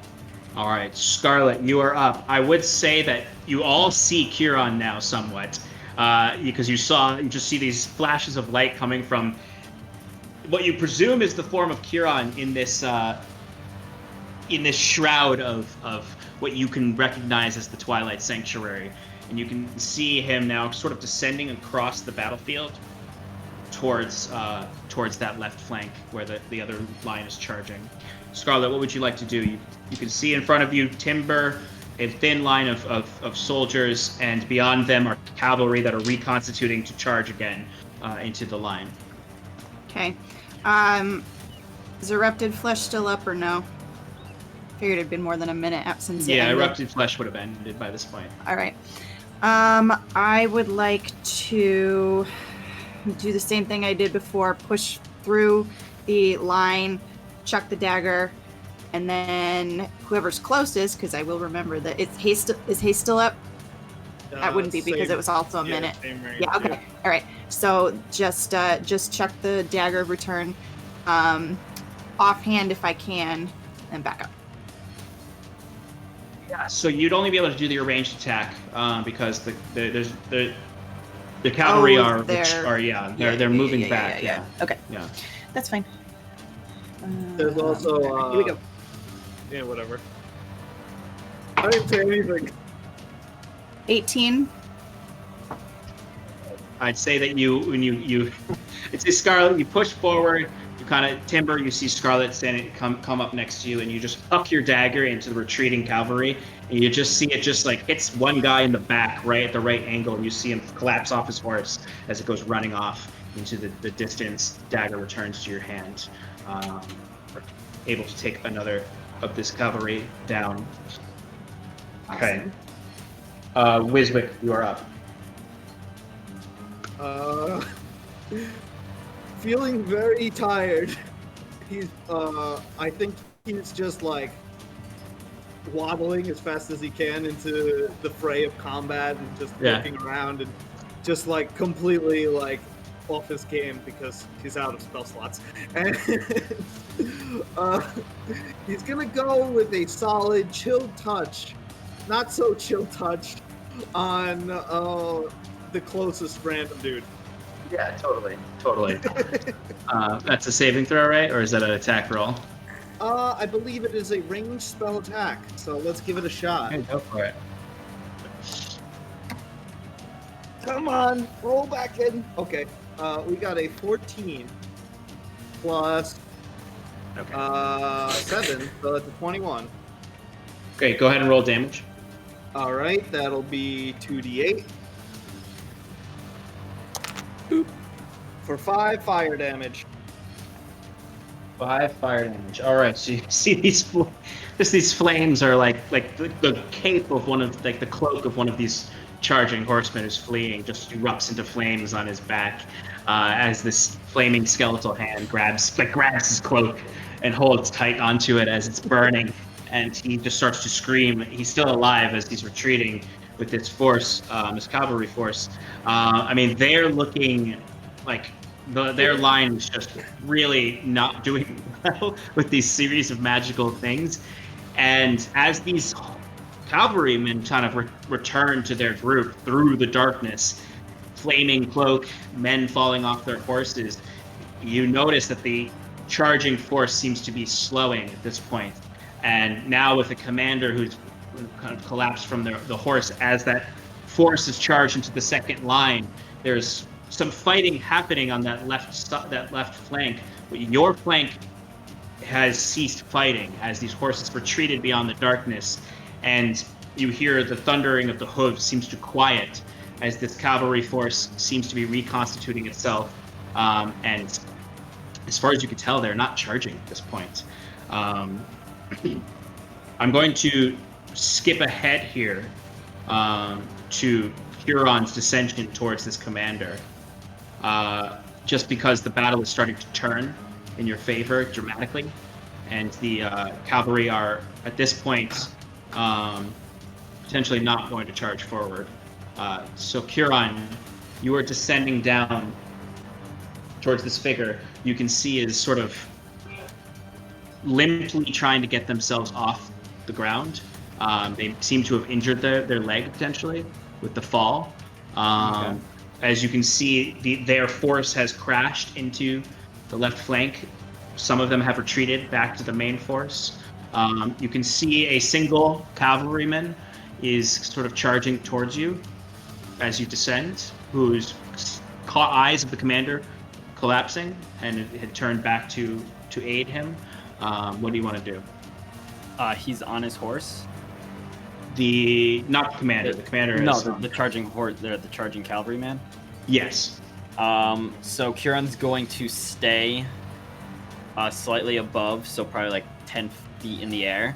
Actually 15 feet, because then using his glaive, he's got reach. So as that cavalryman tries to come for him, he's just going to try to stay out of reach. I mean, I'm sure he's got a spear, but he'll just kind of like duel. I mean, I imagine the guy's like charging and trying to be like whooshing. Yeah. So go ahead and give me an attack roll against him. Mid-air jousting. Pretty much. Pretty much. Pretty much.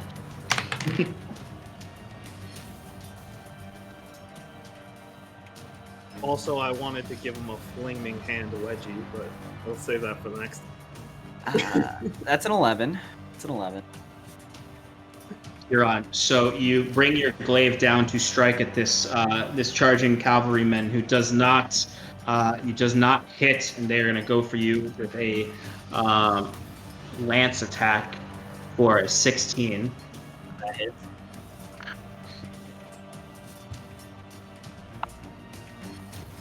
All right, that's going to be 13 points of piercing damage. And I'll just say you can attack him again at this point. I mean, at this point the line is breaking. Cal, Scarlet, Wiswick, Timber. These cavalry are largely retreating, except for over on this left front where Huron is behind the lines, but like significantly far behind the lines. You would have seen Huron descend over there if you want to head over to his to where he is, or you can do something else. No, I would go. No, I'm gonna go help. Yeah. Okay. Wiswick's very tired. He's gonna let his friends handle it. No. He's gonna keep dishing out the flame wedgies on just random dudes. Okay. Oh, I love it. So you said Huron can do something at the moment? Yes.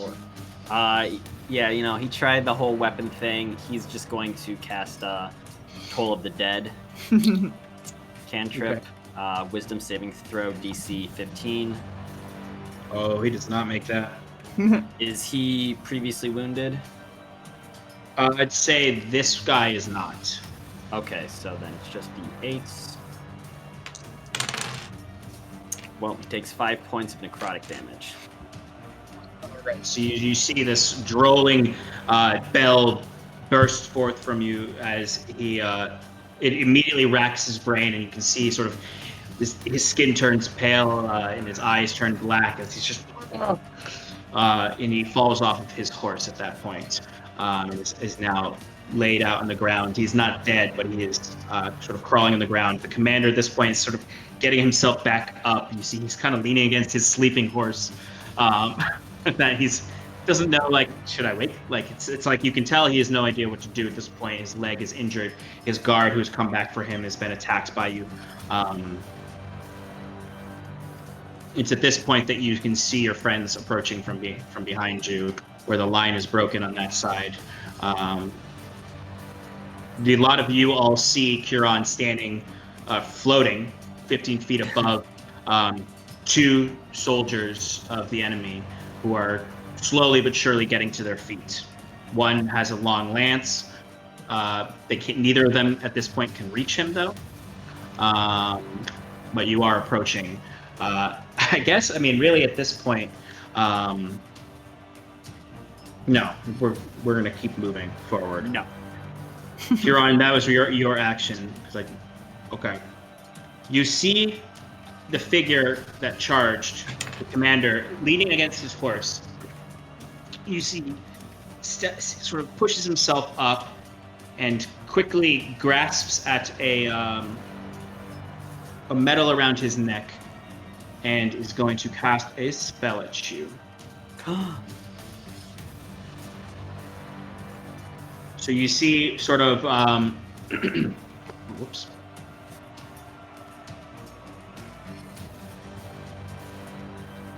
Yes, that's what he's going to cast. Okay.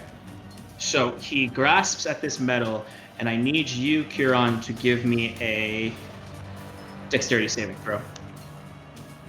And actually, I need the rest of you to make dexterity saving throws as well. Not Wizwick. You're not with them. Dirty 20. Okay. 15. 15. Cal? I can do math. A what saving throw? Dex. Dexterity. Yeah, okay, that's what I thought. 21. 16 for Curon. Okay. All right. So what you would see is he puts his hand out forward, and you can see a ball of lightning forming in his hand. That then, when he goes like this, shoots out into a 100-foot arc that shoots forward through you, Curon, and through your friends behind you. But your dexterity saving throws save you from a good chunk of the damage. But you will take half damage. Can I uncanny dodge? Yes, so you can take half damage. Half. It's the first time I remember to use it. SMA. Can I just be very, very pretty at it and it leaves me alone? Uh, No, I'm conventionally attractive. Charisma saving throw, I decide. All right, so you all take 15 points of lightning damage. Scarlet, you take 7 points of lightning damage. As this bolt of lightning shoots out from this guy, arcing through each of you. You unexpected, not expecting any magic to be coming from these Zverals. I'll say at this point, Curon, you have one more move before your friends join, and we do traditional initiative order here. I'm just gonna use it to, I guess, try to do more damage with the Toll of the Dead Wisdom saving throw. 15. On the commander or the fallen guard who's on the ground? On the commander. Okay. That's a natural 20. Oof. So does he? All right. He fails. Then Kieran's just gonna gonna stay elevated. Okay. All right. So the rest of you at this point, you take this rush of lightning damage, and then you see about 30 feet ahead of you, or I'd say 20 feet ahead of you, Huron is still floating, but you see this commander is now sort of getting to his feet, and this was the source of this lightning that struck through you. You're still smelling ozone, still some fumes coming off of you. We're going to go from the traditional top of the order now with Cal, who it's your turn. I'm gonna run in. Yeah. To hit the man that just threw lightning at me and my friends. Absolutely. You can go ahead and rush in and go for an attack. Okay. I'm gonna make it a disarming strike, Okay. so as to disarm his hand. Whatever was, well, I'd like to remove his whole hand. That'd be cool. But whatever was in his hand that just threw lightning at us. Go ahead Making and, that. Yeah. Yeah, with the D8. Add it to the. Oh, that adds to the damage. Sorry. It's a dirty 20. Definitely hits. He has to do a strength saving throw. Or he is disarmed from whatever he's holding. Yeah. Okay. 15. He fails. So I'd say what you would have done there is, as you come up and bring the weapon in for the attack, you would have done so in a way to attempt to remove cut through, I'll say, with the prongs of the black, the emblem that he was holding on to, which you are able to successfully do. And the chain is breached on the focus he's holding, and he drops this emblem into the muddy grass below as you deal how much damage? 18? 18. Okay. No. I'm sorry. 14 plus 8 is 22. 2. Is plus 3 is 25. 25. Oh, okay. Okay. Oh, okay. Oh, okay. All right. I'll hit him again.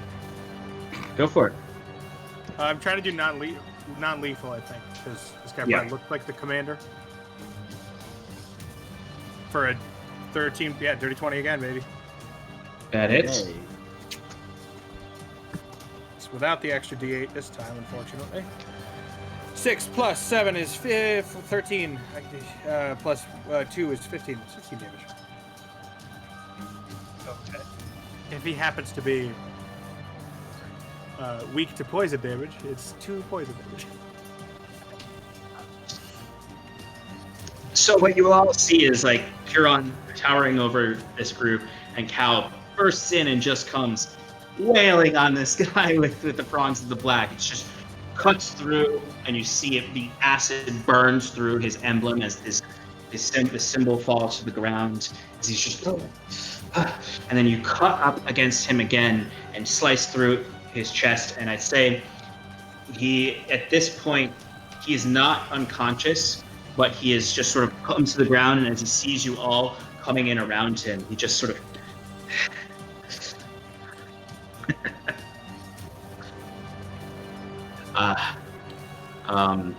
you look, and beyond him, you can see that the line is dealing with his charge quite well, as they were disrupted.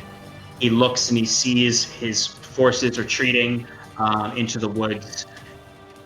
The total forces of Amara and the left flank there, dealing with and finishing off any of his troops over there. They themselves retreating as this battle is coming to a close, or this portion of the battle is coming to a close. He's just leaning against his horse at this point. His other soldiers are sort of tensely on the ground, looking to him as he just holds his hands up.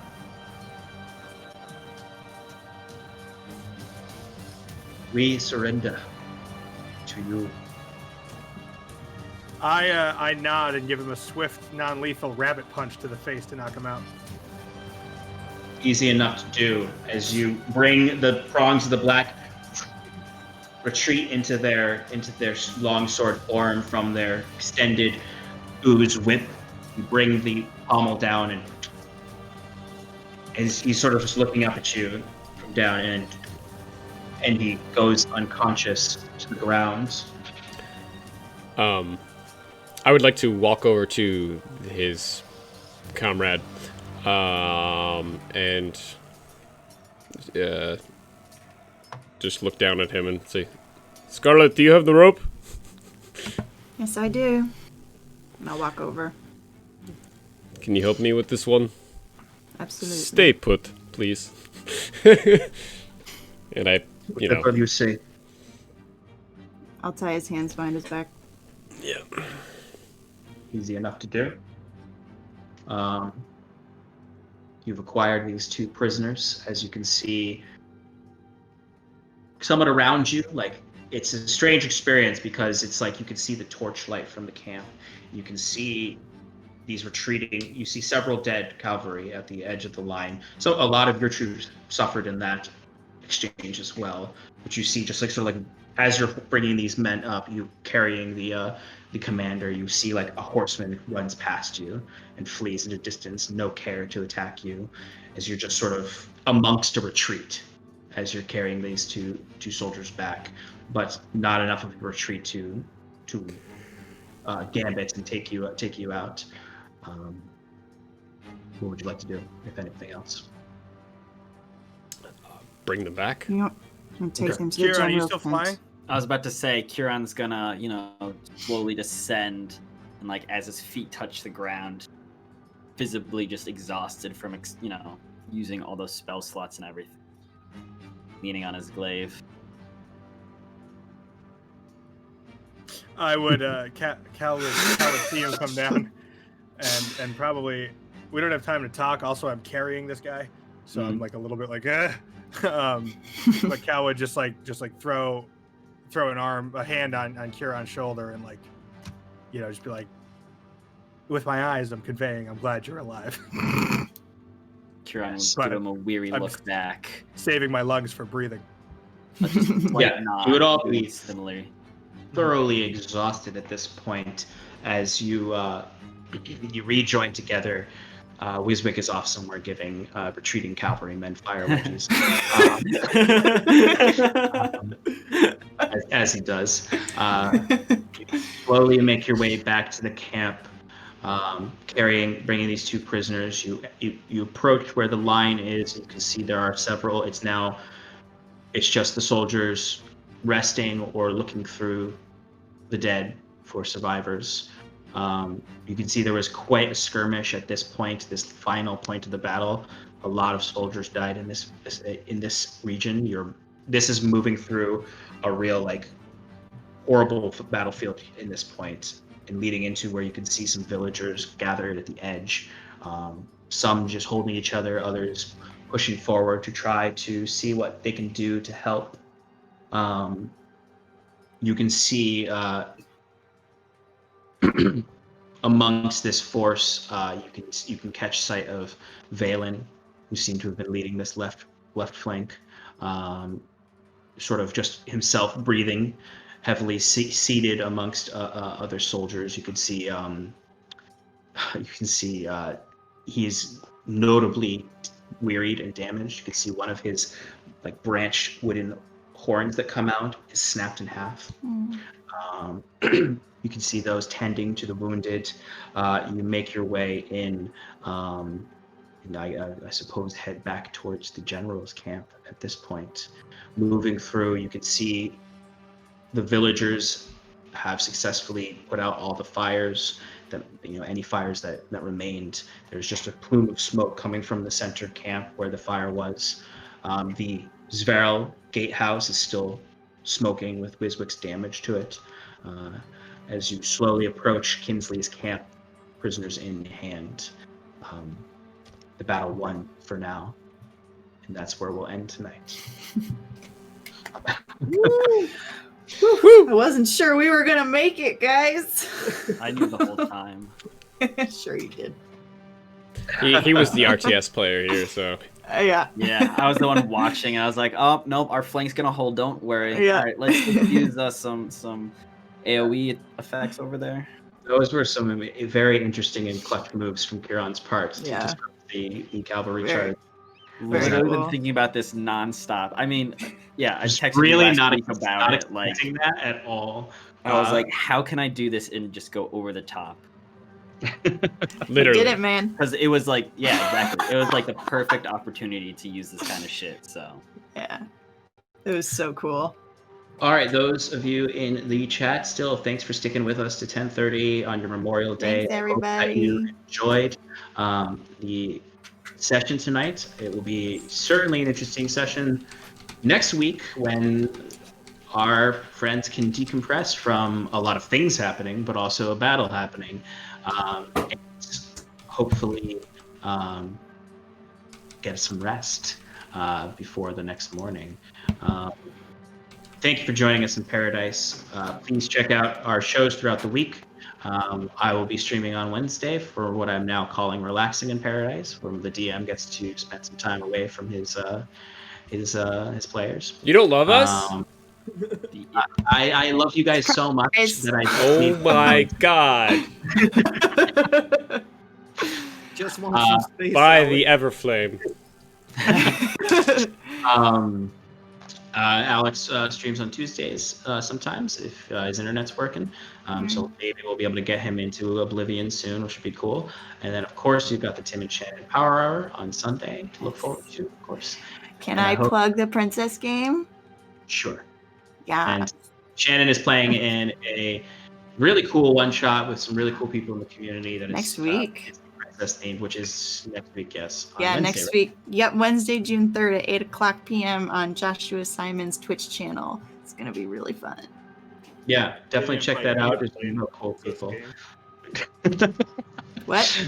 Next They time, didn't there's invite me to play in the princess game. Oh, next time, Clayton. Yeah. if, Do Wiswick's I- voice for a princess? Yeah, it'll be Olaf. It'll be perfect. You'll be I Olaf. fully, Oh my fully expect Disney to buy Paradise RPG, in which case Wiswick will become a canon Disney princess. But yeah, keep an eye on our social media accounts for all these announcements and for anything else coming up. Thanks for sticking around with us tonight. Have a lovely rest of your Memorial Day and a lovely week, and we hope to see you soon. Bye, buddy. Bye. Bye.